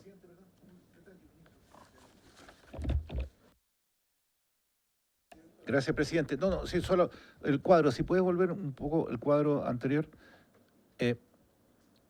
Habla de la cantidad de empleos, me imagino empleos directos que tiene esto, pero nosotros trabajamos la permisología. ¿Cuánto tiempo se va a demorar en colocar la primera piedra y en sacar el primer tema? O sea, ¿cuántos años más tenemos que esperar para la concreción de alguno de estos inversiones? De un minutito. Sí, mejor vamos a dejar las preguntas para el final, claro, porque puede tener relación con el contenido del proyecto, o sea, así que dejémosla para el final para que avancemos. Ministro, continúe con la exposición. Contesto al final, pero tenemos respuesta para esa pregunta. Entonces voy al contenido del proyecto ahora. Este proyecto hace dos cosas. Una que es general para el país y otra que es específica para Magallanes, dadas las particularidades tributarias que ya tiene Magallanes. Parto por la primera. Y me gustaría primero explicar un poco de qué se trata esto, la idea general, y después ir a los detalles. Como les comentaba, parte del problema que tiene esta industria es que como produce algo verde, y todavía hay una curva de aprendizaje de ir reduciendo los costos a medida que la industria toma más escala, parte del problema es que sus costos de producción son más altos. Entonces, una forma de generar incentivos para que estas industrias hagan las inversiones es ayudar tributariamente a quienes les van a comprar los productos, los derivados del hidrógeno, a estas empresas. Lo explico con un ejemplo que después, no sé si ese ejemplo mismo, pero uno de los ejemplos conceptuales nomás de lo que va a mostrar después el ministro. Imagínense una minera, una minera que tiene explosivos, que tiene que utilizar explosivos. Esa minera paga por los explosivos algo, entonces le quiere vender explosivos de hidrógeno verde más barato, esa minera te va a decir, no te compro a ese precio, y por lo tanto no vas a tener demanda. Y si tú no tienes una demanda cierta, la incertidumbre de demanda mata la inversión. Entonces lo que hace este proyecto es que le permite al productor traspasarle un crédito, una ventaja tributaria a quien va a comprar sus productos. Que podría ser una minera, podría ser no sé, empresas de transporte en el país, en fin. Y lo que hace es que dice que estas empresas tienen que ser empresas que utilicen este hidrógeno o su derivado en Chile. Esto además nos va a permitir cumplir o avanzar en el cumplimiento de nuestra estrategia de carbono neutralidad. Chile, también en un trabajo que se hizo desde la administración pasada y que se concretó bajo el liderazgo de la ministra Roja durante esta administración, tenemos un desafío muy ambicioso de ser carbono neutrales de aquí al 2050. Eso requiere, entre otras cosas, que la minería haga un esfuerzo aún mayor, porque ha hecho bastante esfuerzo en este sentido, de pasarse a la carbono neutralidad. Entonces, en el fondo, lo que estamos haciendo, con un mecanismo que voy a dar más detalles más adelante, es estamos generando demanda para esta industria a través de reducir los impuestos de quien va a comprar el hidrógeno o los derivados del hidrógeno en Chile. Esto es lo que, insisto, se ha hecho en muchos otros lugares. Y de hecho, el hidrógeno que nosotros vamos a exportar a los otros países va a estar, en la gran mayoría, también va a estar subsidiado en los otros países esa compra. O sea, básicamente estamos haciendo lo mismo que ocurre en los otros países. Entonces, ¿cómo va a funcionar esto en la práctica? Voy a irme a la... Puedes pasar, voy a hacer un orden un poco distinto. Esa primero.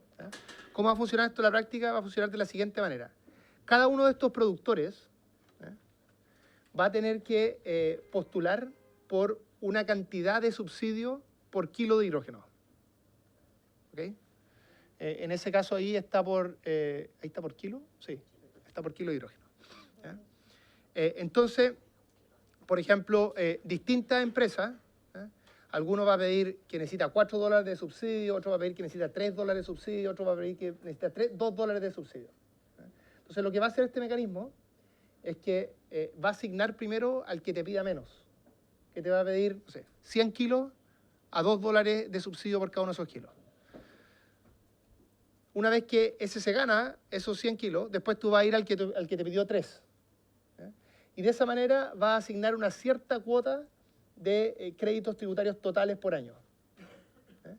Estas empresas después se van a quedar con esto, y cuando parta su producción van a poder trasladar estos beneficios tributarios a los compradores por el monto que solicitó en esa subasta.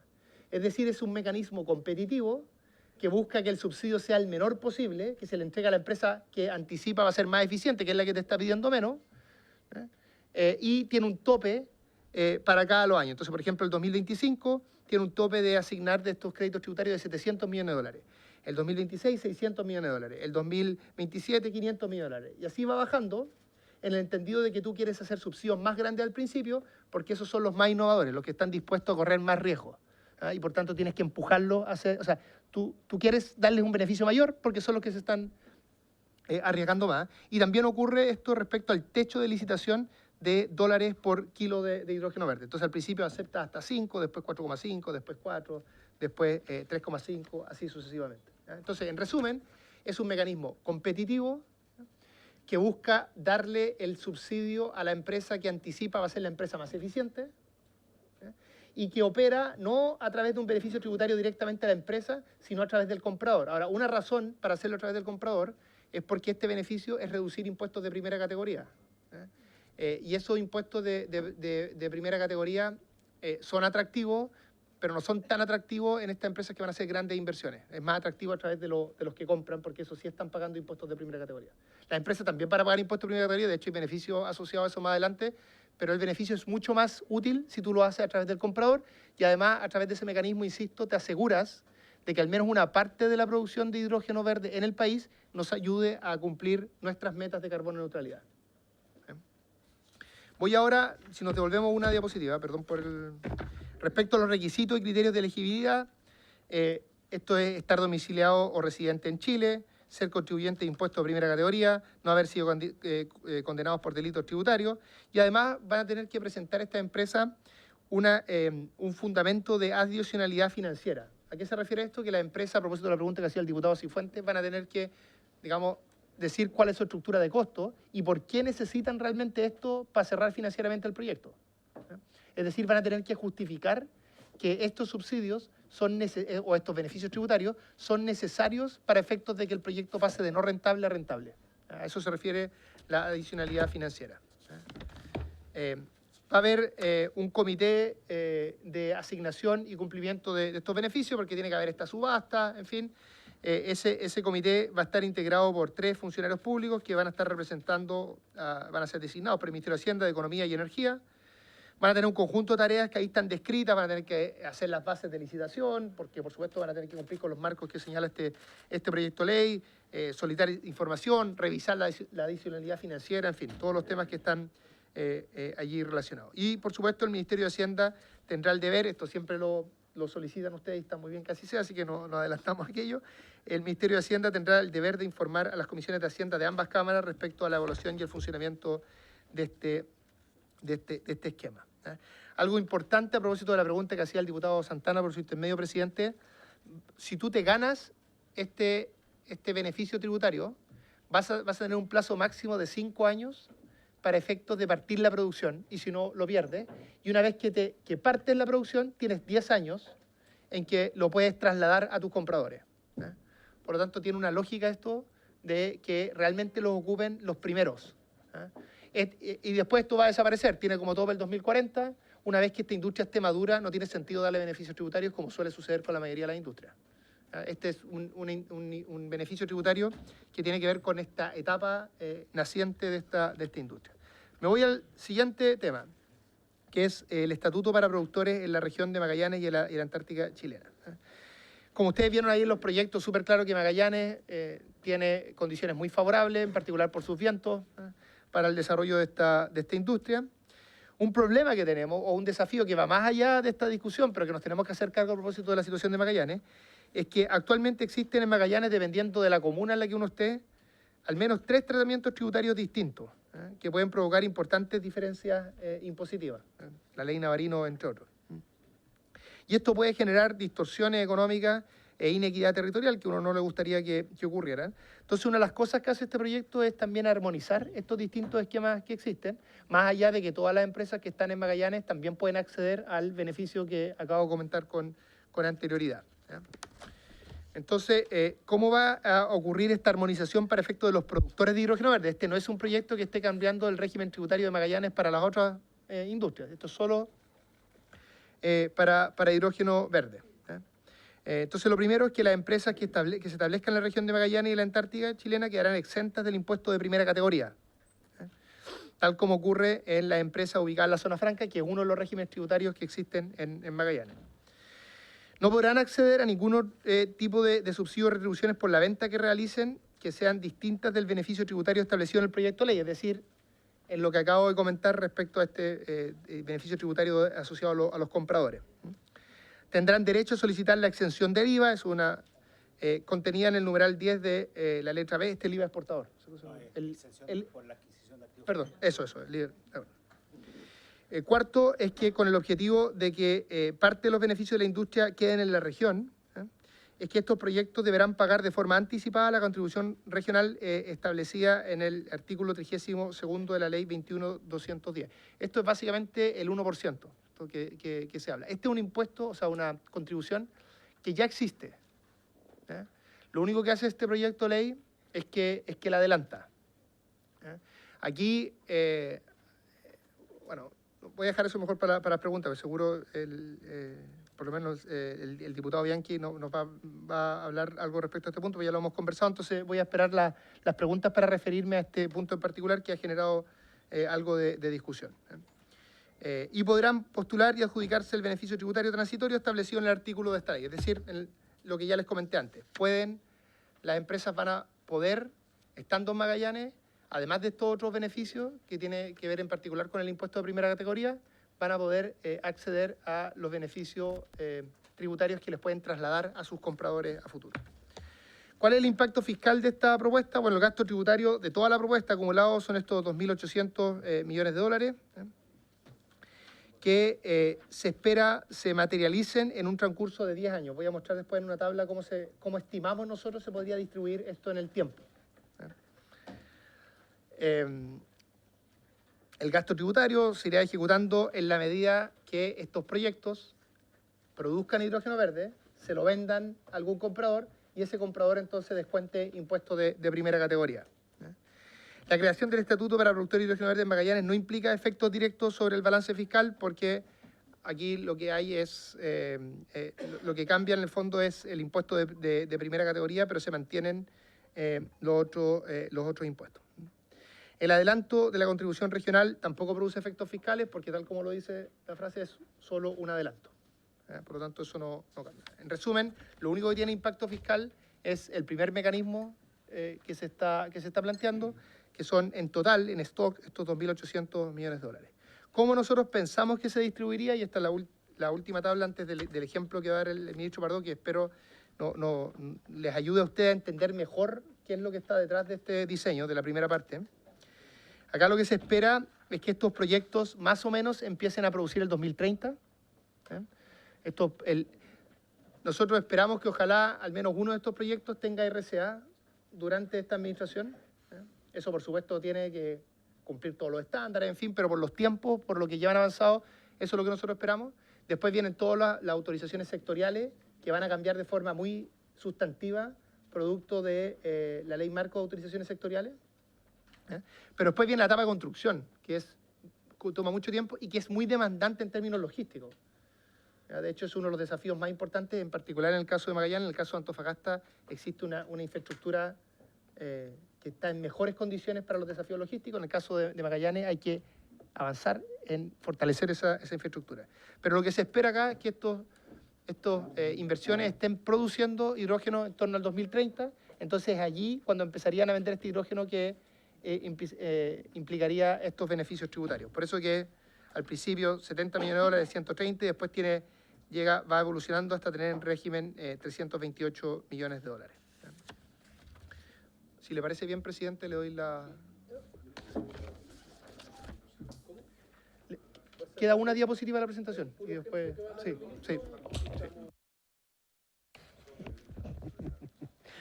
Señor presidente, por su intermedio, un breve ejemplo para abordar lo que señalaba el diputado Cifuentes.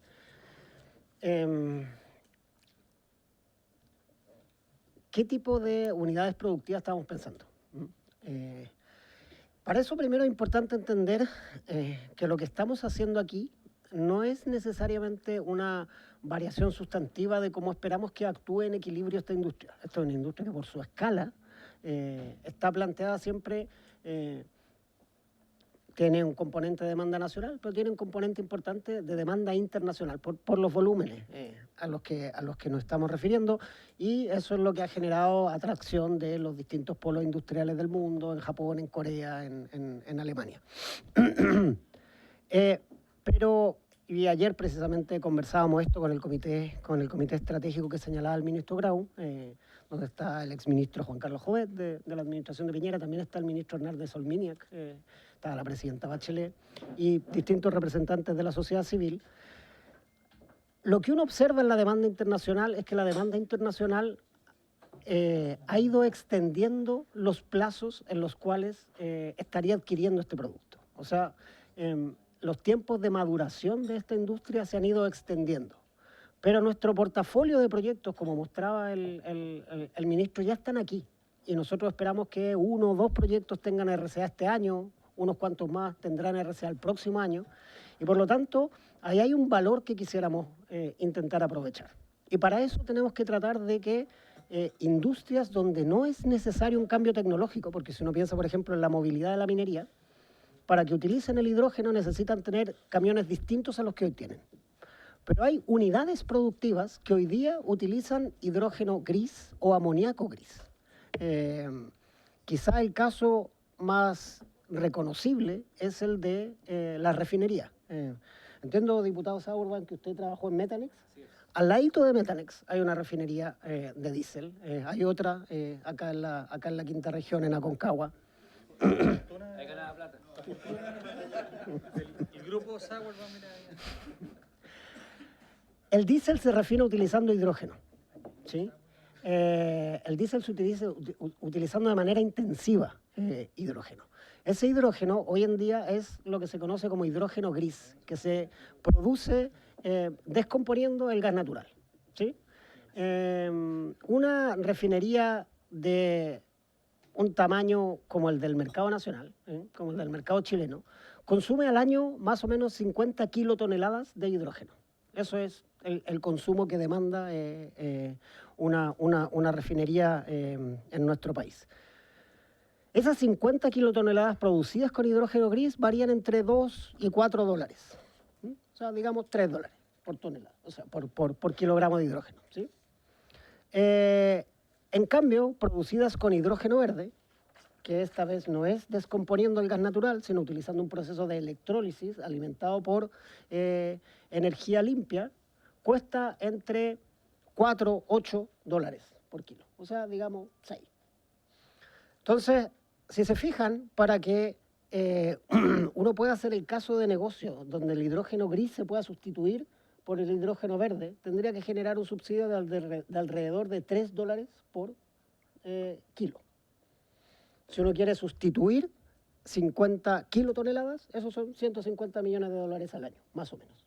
Si uno quisiera que la refinería completa pasara a usar solamente hidrógeno verde y no hidrógeno gris, y el caso de negocio le funcionara, tendría que generar un crédito del orden de los 150 millones de dólares. ¿Ese va a ser el caso de negocio para una refinería del mundo real? Depende, porque va a depender de cuál sea su impuesto corporativo, cuál sea el impuesto a las ganancias que está pagando. Seguramente va a ser un poco menor que eso. Por lo tanto, nuestras estimaciones, mirando los costos del mundo real, es que más bien lo que vamos a reemplazar no es la totalidad del hidrógeno gris, sino más bien un cuarto, ¿sí? Pensando que el desarrollador presenta esta propuesta y, digamos, la refinería puede utilizar completo este crédito tributario para en ese año no pagar impuesto corporativo y calzarlo. Entendiendo que una refinería de esta naturaleza tendrá 40 millones de dólares al año en ganancias tributables, ¿sí? Entonces, ese es, de alguna manera, el caso de negocio. Uno puede replicarlo para otras aplicaciones del tipo, el ministro Grau mencionaba, los explosivos en la minería utilizan amoníaco. Ese amoníaco se hace con amoníaco gris, también por la descomposición del gas natural. Algo similar sucede. Estamos en una brecha de precio similar, donde de alguna manera el amoníaco verde cuesta el doble que el amoníaco gris y por lo tanto tenemos que generar este crédito tributario. En ese caso, lo tendría que aprovechar o bien el productor del explosivo o el comprador del explosivo haciendo un joint venture con el fabricante del explosivo. Otros lugares donde esto puede ocurrir, la celulosa también se refina utilizando de manera intensiva el hidrógeno. También suele ser, en este caso, hidrógeno que se produce in situ con plantas separadoras de aire, lo que uno puede proponer para esos casos es la sustitución de aquello por todo o parte por un hidrógeno verde. El amoníaco finalmente también se puede utilizar o se utiliza de manera intensiva para la producción de fertilizantes en la agricultura. Se utiliza nuevamente amoníaco gris. Sustituir una parte de ese amoníaco gris por amoníaco verde requiere generar este tipo de créditos tributarios. En todos estos segmentos, si somos capaces de sustituir una parte del amoníaco verde o el amoníaco gris, no es necesario que exista un cambio tecnológico del lado del productor, ¿sí? Por lo tanto, no es necesario generar un incentivo tributario para el CAPEX.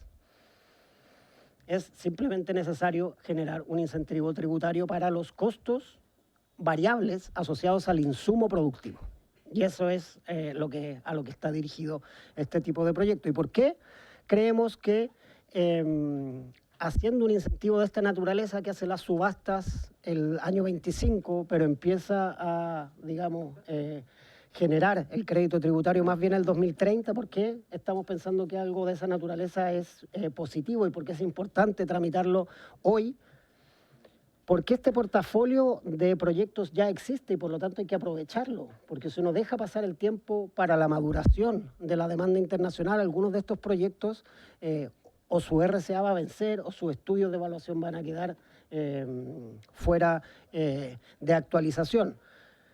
Y para que estos proyectos, este portafolio de proyectos ya existentes sea rentable, necesita un mercado de contratos. Hoy día el hidrógeno o el amoníaco no tienen un mercado spot al cual acceder, no tienen un mercado como, qué sé yo, como el de los hidrocarburos, donde uno puede comprar y vender un producto estándar a un precio determinado, sino que necesita generar contratos de largo plazo que permitan que la estructura financiera de estas unidades productivas funcione. Y para eso es necesario generar un mercado de contratos y ese mercado de contratos nosotros creemos que se puede facilitar su construcción mediante este mecanismo de crédito tributario.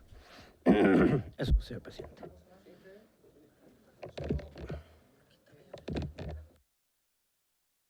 Aprovechando lo que decía el ministro Pardo, creo que en los ejemplos que él da se ilustra muy bien que una de las gracias del primer mecanismo que se propone es que va a permitir acceder a energía verde y en condiciones favorables económicas para desarrollos productivos que están en otras regiones.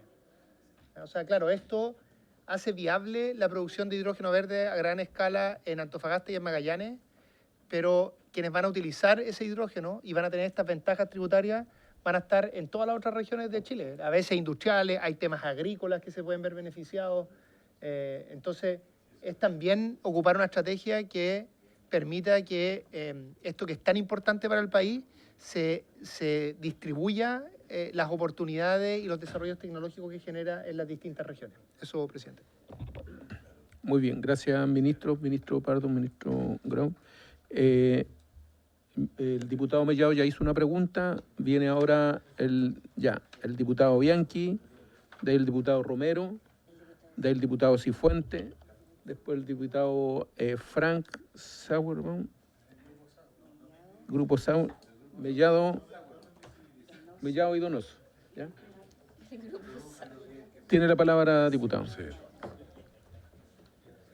Gracias, presidente. Saludar muy afectuosamente por su intermedio a el ministro Pardo, y ya hemos saludado al ministro Grau y a nuestra subsecretaria y a todo el equipo profesional de Hacienda.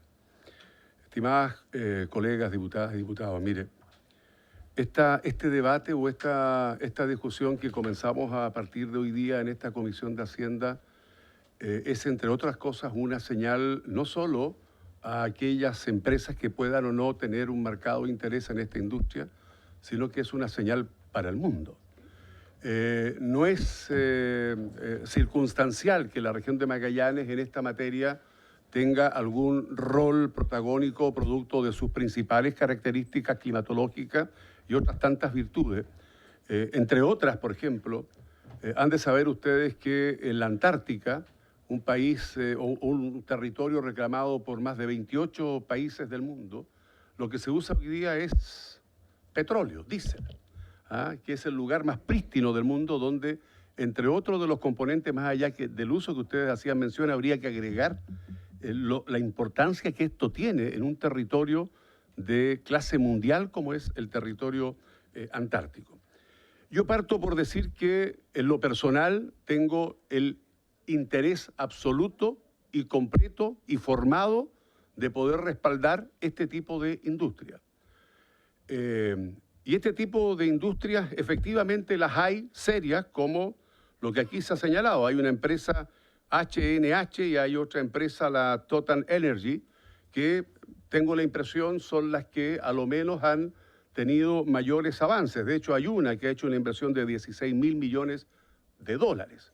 Por lo tanto, cuando se habla del 1%, ustedes ya podrán entender la magnitud de lo que se debe allí aportar en el caso de poder sacar la RCA, en el Servicio de Evaluación Ambiental. Entonces, esto lo digo porque lo conversé hace un ratito atrás y quiero sincerar en la conversación con el propio ministro Grau, donde a lo menos yo quiero rescatar y valorar la disposición. Cuando le hago ver que esto podría afectar, la información que a mí me ha llegado es que de las empresas más serias, y no las de que están especulando para luego vender, ¿no es cierto?, papeles, a lo menos las que he mencionado y otras tantas más, son empresas que, tengo la impresión, están dispuestas a hacer inversiones de verdad, instalarse de verdad, y por lo tanto yo quiero partir ya señalando de que habría que revisar este 1%, si habría que recuperarlo al momento de que se consiga la RCA o en un periodo distinto. Lo digo porque las empresas, estas y otras, fíjese que han visto este proyecto de manera distinta a lo que aquí se ha presentado. Han dicho que este proyecto no les sirve, que este proyecto es un salvavidas de plomo y por lo tanto, en una breve conversación con quien además integró la mesa junto con el entonces ministro Llové, la expresidenta Bachelet, entre otros de los actores también está el gobernador de la región de Magallanes, Jorge Flie.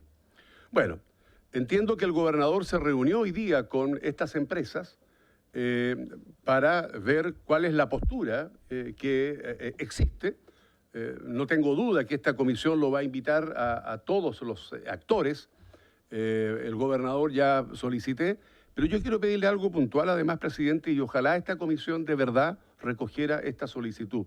Acá tengo a mi colega, además, don Cristian Mattenson, y está el senador Karim Bianchi. O sea, hay un interés de Magallanes, como lo hay en la zona norte del país, que a lo menos una sesión donde puedan estar todos estos actores sea en la región de Magallanes, presidente. Ojalá podamos hacer un esfuerzo donde este debate se dé en uno de los territorios donde esta industria va a tener un rol importante, no solo para Magallanes, aquí lo dijo el ministro Grau. Esto es un beneficio que podría llegar al país casi entero. O sea, no es una cosa solo territorial, región de Magallanes y el resto de las regiones quedan mirando. Aquí podría haber efectivamente una industria que podría generar movimientos económicos muy significativos a lo largo de todo el país. Hace 2 años hice una presentación al entonces ministro de Hacienda, don Mario Marcel, y estaba la subsecretaria, sobre un beneficio que tiene la región de Magallanes que se llama FONDEMA, Fondo de Desarrollo Regional, que tiene que ver con los hidrocarburos. Fondo de Desarrollo Magallanes, me corrigen, ¿verdad? Fondo de Desarrollo Magallanes, que tiene que ver con los hidrocarburos. Por lo tanto, entre otras de las propuestas, es poder lograr, a medida que avance el debate, que se entienda que este FONDEMA, este instrumento que tiene que ver con lo que genera los hidrocarburos se amplíe a esta industria. Sería imposible entender que beneficios sociales hoy día no queden en la región de Magallanes 5 años más, un par de años más, una vez que esta industria efectivamente esté produciendo, tenga hechos los contratos y que uno vea que es una industria que se va a proyectar en el largo plazo. Esa presentación la hicimos en su momento y por eso es que yo desde ya quiero pedir además que el Ejecutivo se allane a acoger. Yo sé que esta materia además la maneja muy bien la subsecretaria de Hacienda, porque con ella además la compartimos, estimado ministro, para que además lo dialogue con ella y este instrumento del Fondema pueda engrosarse con lo que va a significar la industria del hidrógeno verde en nuestro territorio. En simple, como lo que pasa con los corderos, con la centolla, con los salmones. La gente lo ve pasar y beneficio ninguno para las personas que habitamos en ese territorio. Entonces, está toda la voluntad de avanzar. Ojalá pudiéramos tener una reunión, presidente, se lo pido encarecidamente, en la región de Magallanes. Yo le voy a hacer llegar el listado a lo menos de algunas empresas que han manifestado su interés, lo propio el gobernador regional. Y lo último es pedirle, presidente, por su intermedio al ministro, mire, esto no es para retrasar, pero esa presión la encuentro indebida, que le coloque en urgencia suma este proyecto para tratar de debatirlo en pocas horas, en pocas sesiones. Esto es un antes y un después, a lo menos para el territorio de Magallanes, y entiendo que para Antofagasta o para el norte del país también tiene demasiada significación. Démonos un tiempo razonable para debatir en mayor profundidad esta propuesta que ha traído el Ejecutivo, que yo la celebro, la felicito, pero hay mucho que debatir con respecto a los beneficios que puedan tener las industrias, sin lugar a duda.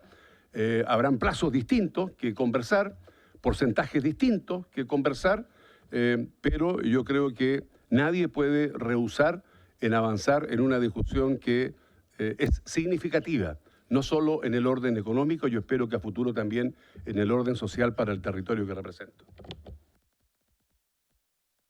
Muy bien, diputado Agustín Romero. Gracias, presidente. A ver, el proyecto es bien complejo y comparto en ese sentido la parte final que dice el diputado Yanqui, en el sentido de ojalá no ponerle urgencia. Es un proyecto que no es tan fácil de digerir, tiene sistemas nuevos de licitación. Todo este tema de licitar un subsidio no lo había visto nunca, y que se le entrega al que gasta menos, después se traspasa al que por así decirlo compra el producto. Lo encuentro extraño, digamos, que sería bueno analizarlo, pero cosas que me surgen así, abuelo pájaro, digamos.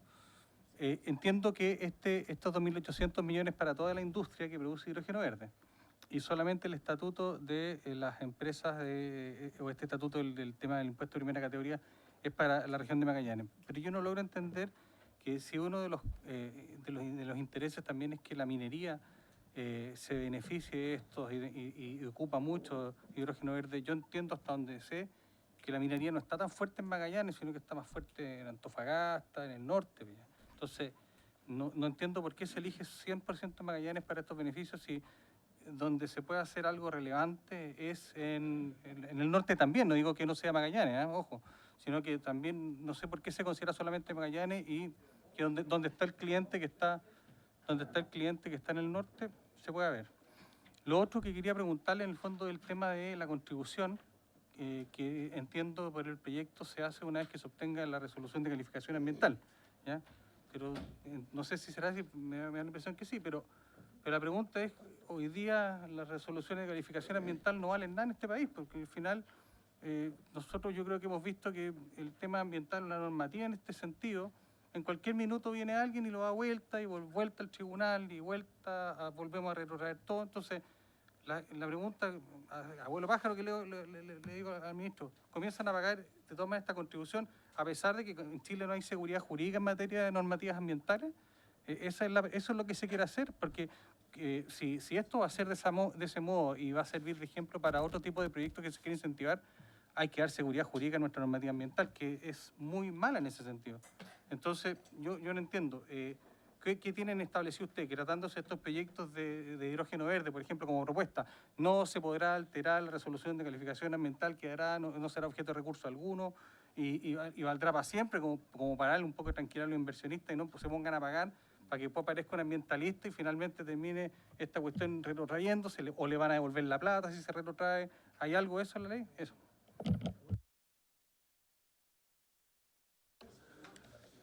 Diputado Cifuentes. Gracias, presidente. Bueno, yo en primer lugar quiero felicitar las presentaciones, saludar a ambos ministros y a su equipo. Creo que sí han sido apretados en la información, ¿eh? Pero la primera impresión es muy innovadora, es muy interesante para seguir analizándolo. Me surgen muchas preguntas, tanto desde el punto de vista técnico, por ejemplo, ¿qué pasa con, hay agua residual después de la producción del hidrógeno o no? Cosas como esa, digamos, o qué subproductos puede haber, en fin.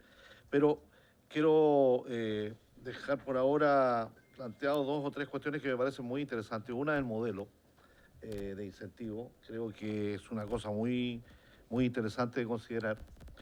Creo que no están captados todos los beneficios, sí, en la presentación. Es muy probable que tengamos beneficios, pero también costos fiscales que no están considerados, como por ejemplo, se va a dejar de comprar, se compra un tipo de producto y se deja de comprar otro. Y por tanto en algún minuto o se netean, digamos, o vamos a tener un periodo en que vamos a tener una disminución de ingresos tributarios solo por la producción del producto que se va a reemplazar, digamos. Eso habría que ponerlo en flujo y ver cómo se evalúa, digamos. Segundo, yo entiendo que el énfasis está puesto tanto en el norte, en Antofagasta, como en el sur, en Magallanes. He sido testigo aquí del ataque frontal que le han hecho a Magallanes. Yo esperaba una reacción más enérgica de los representantes. Pensé que iban a sacar sus espadas contra el diputado Romero, pero no ha sido así. Y yo quiero decir que, sin embargo, entendería que lo del norte es fotovoltaico, ¿no es cierto?, solar, por llamarlo de alguna manera, como energía base, y lo del sur es eólico, pero sin embargo hay eólico y fotovoltaico en una franja bastante más grande. Quiero decirles que me siento orgulloso porque con la presidenta Bachelet, hace años atrás, en la querida región de Coquimbo, inauguramos el primer parque eólico con capacidad productiva importante.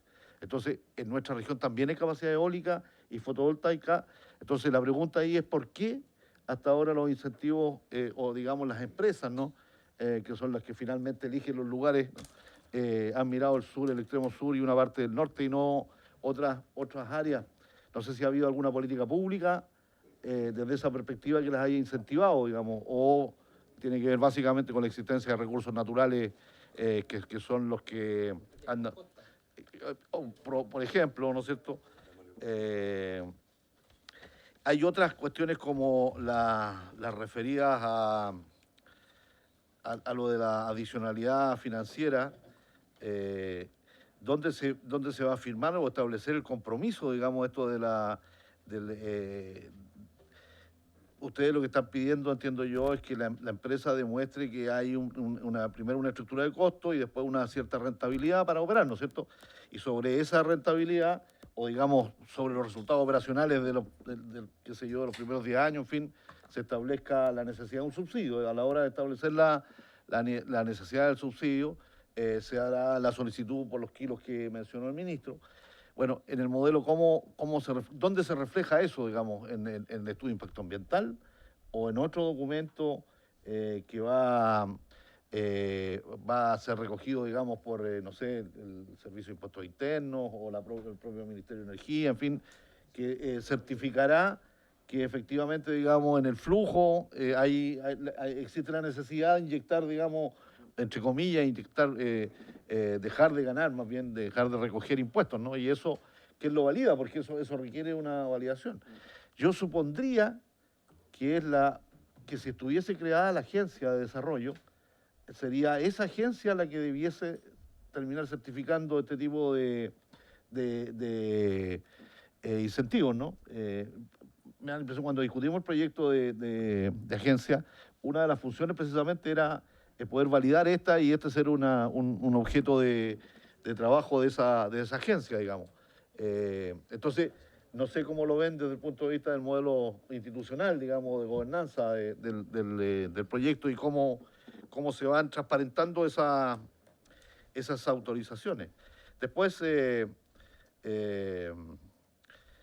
lo de reducir el subsidio al comprador por lo en el impuesto de primera categoría me parece brillante, digamos. Creo que ahí hay un encadenamiento, digamos, que saca, digamos, de la duda tanto desde el punto de vista de la inversión, de lo que aquí se ha planteado, digamos que a lo mejor hay mucha especulación, digamos, y poner el subsidio no ahí, sino ponerlo en el comprador, es una cosa que a mí me parece sencillamente, es como sacarle la vuelta, digamos, a esta duda y dejarla objetivada, digamos, porque a la hora el subsidio se va a hacer efectivo cuando haya compra, digamos, si no hay compra, entiendo, no habría subsidio. Entonces, esa es una cuestión que me parece súper interesante. Entonces, lo que otra vez habría que preguntarse es quién valida eso, ese permiso, autorización o no sé cómo lo llaman, digamos. En fin, yo estoy lleno de preguntas, tengo anotado aquí una cantidad enorme de cosas. Sí quisiera terminar con una cosa más poética. Creo que en el Elqui, donde plantamos limones, esos limones podrían crecer con fertilizante del viento de Punta Arenas, si es que el diputado lo permite. Muchas gracias. Bien. Antes, el senador que se va me pidió decir algo, le vamos a dar la palabra para que ojalá bien acotan. Por favor. Sí, muchas gracias, presidente. Primero, gusto saludarlo a la comisión, verlo bien también de salud. Mire, he venido para acá porque es un tema relevante en la región de Magallanes, sin duda, y la idea es que esto salga lo mejor posible de acá y poder, ¿no es cierto?, seguir apoyándolo desde el Senado. Hay varios puntos que se han tocado acá que me parecen relevantes, como por ejemplo lo que tiene que ver con la especulación. Porque luego de que apareció este anuncio de proyecto, hay algunas empresas que han señalado que se podrían ir de la región. Entre esas las que usted mencionaba como empresas que son serias, que están respaldadas y que han hecho una fuerte inversión. Y sin duda que eso preocupa. Ahora, en el cuadro que usted presenta, sería bueno que avanzado ya más el proyecto también se diga no solamente los empleos que se van a generar en la instalación de la industria, sino también los empleos que van a quedar permanentes. Porque la pregunta que yo me hago como magallánico ¿es necesario para Magallanes? ¿Cuánto gana Magallanes? ¿Hay un antes y un después del hidrógeno verde en Magallanes? ¿Podríamos, por ejemplo, ser una ciudad o una región carbono neutral perfectamente como puerta a la Antártica y prescindir del hidrógeno verde? Entonces, ¿por qué me hago esa pregunta? Porque creo que quien va a extraer algo, y la misma lógica la tuve cuando presenté un proyecto y no avanzó porque habían intereses respecto de la industria, por ejemplo, de la salmonicultura, de que hubiese un royalty en base a las utilidades que existen ahí. Yo creo que quien va a un territorio tiene que pagar, ¿no es cierto?, por lo que está extrayendo.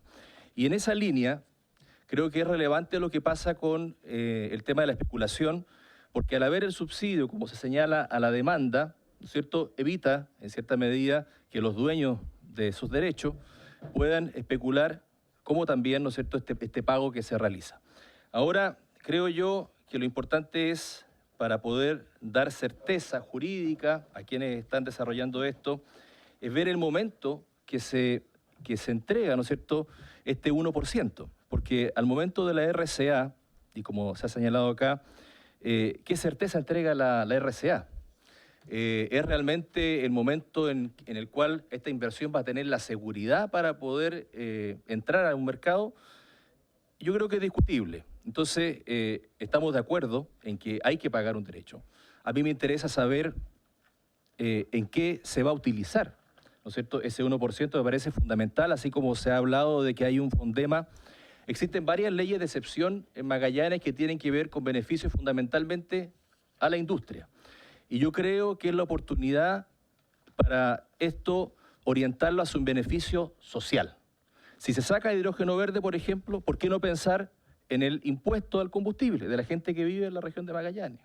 O que tenga que ver si se hace un barrio nuevo, una población vulnerable, de prescindir de los subsidios y instalar ahí, por ejemplo, energía solar. Creo que tenemos que orientarlo hacia beneficios sociales, este 1%, pero lo que me causa, digamos, la duda es el momento de la RCA, porque sabemos que después de la RCA esto se puede judicializar, no hay forma de garantizarlo, entonces, ¿será ese el momento adecuado? ¿Será el momento en que se contactan vendedor con el comprador? ¿O será el momento que inicia la construcción? Yo creo que eso tenemos que debatirlo de tal manera de entregar la certeza, y me parece bien que existan estas mesas donde está el gobernador de Magallanes, y se ha hablado, ¿no es cierto?, que se reunieron ayer, para ver el momento preciso para que no exista la migración o el desincentivo de esta inversión, presidente. Yo creo que son los puntos que, por lo menos a mí me interesa saber en qué se va a utilizar este 1%, cómo se va a aplicar, dónde se va a aplicar, y el momento en el cual este 1% va a tener que ser entregado por esta empresa, de tal manera de que este incentivo que existe para poder desarrollar esta industria no termine trabando hoy día la inversión que tenemos en Magallanes. Muchas gracias. Muy bien. Diputado Frank Sauer. Sí, presidente. Mire, yo no quiero ponerle pelo a la leche, a mí me gusta el proyecto, pero yo tengo otras consideraciones que yo creo que hay que profundizar en esta Comisión de Hacienda, que es justamente lo que tiene que ver con la sustentabilidad fiscal del proyecto, considerando que son 2.800 millones de dólares, que si bien se empiezan, ¿cierto?, a cobrar el 2031, nos gustaría primero que el Consejo Fiscal Autónomo se refiriera respecto de la sustentabilidad fiscal y calcule los efectos sobre las holguras que vamos a tener entre el año 31 y el año 39, por ejemplo. Porque evidentemente el proyecto, con todas las buenas intenciones que aquí hay, va a elevar la deuda pública, los pasivos contingentes, el riesgo país, y esa es una situación que la Comisión tiene que considerar. O sea, aquí estamos hablando respecto, ¿cierto?, de lo que debiera discutir la Comisión de Energía, pero aquí estamos hablando en términos de recursos. Esta es la Comisión de Hacienda. Entonces, lo que el ministro tiene que preocuparse es que efectivamente aquí haya una sustentabilidad de este beneficio que se va a entregar, porque ya uno puede ver, por ejemplo, que aquí se dice que la minería jugaría un rol preponderante, pero hicimos un esfuerzo por aprobar un royalty minero y ahora con esto se le entregaría un subsidio a la minería de 2.800 millones de dólares. Entonces, es bien extraño la lógica con la cual se está administrando el proyecto. Entonces, ministro, nosotros tenemos dudas de ese tipo, preferimos que la Comisión de Hacienda se dedique a este tipo de discusión, la Comisión de Energía se discutirá otros temas, pero el tema financiero es el tema que a nosotros nos preocupa, que nos digan y nos den la certeza de que estos 2.800 millones de dólares no afecten los ingresos. A mí me extraña, ministro, que usted haga un comentario de ese tipo, es evidente que afecta a los ingresos del Estado. Entonces, nos gustaría que nos diera la tranquilidad que va a poder ser sustentable en el largo plazo y que también el Consejo Fiscal Autónomo se refiera respecto de este proyecto, entre otras dudas que tenemos, ministro. Ahora, ¿por qué lo digo? Porque nosotros aprobamos un proyecto también, aquí está el ministro de Energía, respecto a los subsidios a los generadores de los PMDG, y nosotros, luego de eso, ¿cierto?, tuvimos una serie de discusiones respecto de ese subsidio porque tratamos de extenderlo y tratamos de seguir creciendo y no lo pudimos controlar en su minuto, ministro. Entonces se transformó la buena intención finalmente en un problema financiero para el Estado grave. Entonces, yo le pido, ministro, Grau, que le ponga énfasis a ese aspecto en la próxima discusión, porque obviamente a nosotros nos preocupa más bien la sustentabilidad fiscal que la buena intención de llevar adelante la industria del hidrógeno verde en Magallanes. Muy bien. ¿Ah? Sí, no sé, en 6 minutos no alcanza a hacer nada. Yo creo que podemos seguir con las preguntas y vamos a tener que continuar la siguiente sesión porque no vamos a alcanzar. Claro que sería el martes. ¿Mm? ¿Sí? ¿Sí? Es que quedan 1, 2, 3, 4, 5, 6 diputados que van a preguntar, claro. Entonces, para poder cerrar aquí, dejamos la siguiente para la siguiente sesión. Son 6, no van a alcanzar. Ministro. Sí, presidente, solo, las preguntas son bien relevantes. Solo me gustaría contestar una y media, digamos. Porque creo... No alcanzo.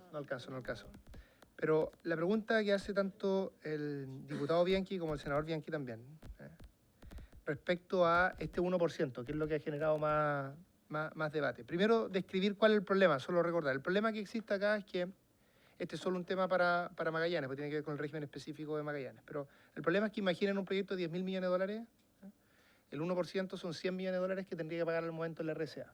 Entonces alguna empresa puede decir, y otros diputados también lo dijeron, ese momento es muy temprano y tiene todavía un nivel de incertidumbre muy grande.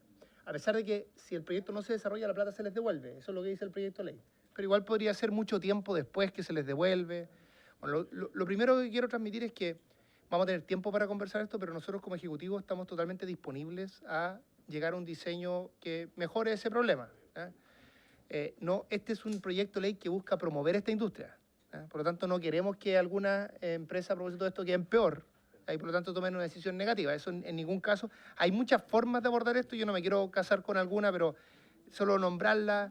Uno podría hacer esto en un tiempo más adelante. Uno podría poner, más allá de que se pague todo el 1%, porque eso ya existe, uno podría adelantar una parte y no el total.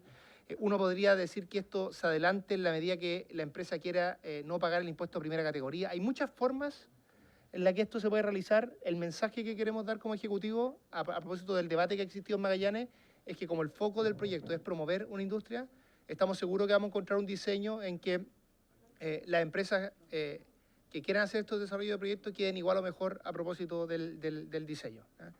Y lo último que querría comentar, también muy general, es que todos los beneficios, esto lo preguntó el diputado Romero, todos los beneficios de los compradores, yo menciono esto, pero todo el edificio de los compradores, no, que es la primera parte, no depende de dónde se produce este hidrógeno. Y tampoco depende de dónde se compra en Chile. Entonces, si esto se produce en Antofagasta, se produce en Atacama, se produce en Coquimbo, se produce en Magallanes, da lo mismo, puede acceder a este beneficio. Y si alguien compra, por ejemplo, en el Biobío, donde hay mucha industria, se va a ver beneficiado indirectamente la industria del Biobío, y se va a ver beneficiado donde sea que se haya hecho la producción de los limones del Elqui. Eso, hay muchas otras preguntas, pero me parece que esas dos, para generar una primera buena impresión del proyecto, era importante aclararla en este momento. Sí, el impuesto, lo que pasa es que hay dos impuestos de primera categoría que cambian acá. Uno es el impuesto del productor de primera categoría. Eso es solo lo que está en el caso de Magallanes, porque ya lo tienen en una parte de Magallanes y estamos generalizando esa situación. En todos los otros casos, lo que hay es un impuesto, un beneficio, el impuesto de primera categoría del que compra el hidrógeno o su derivado. Y eso puede ser en cualquier lugar del país. En cualquier lugar, en la medida que exista ese acuerdo con el productor.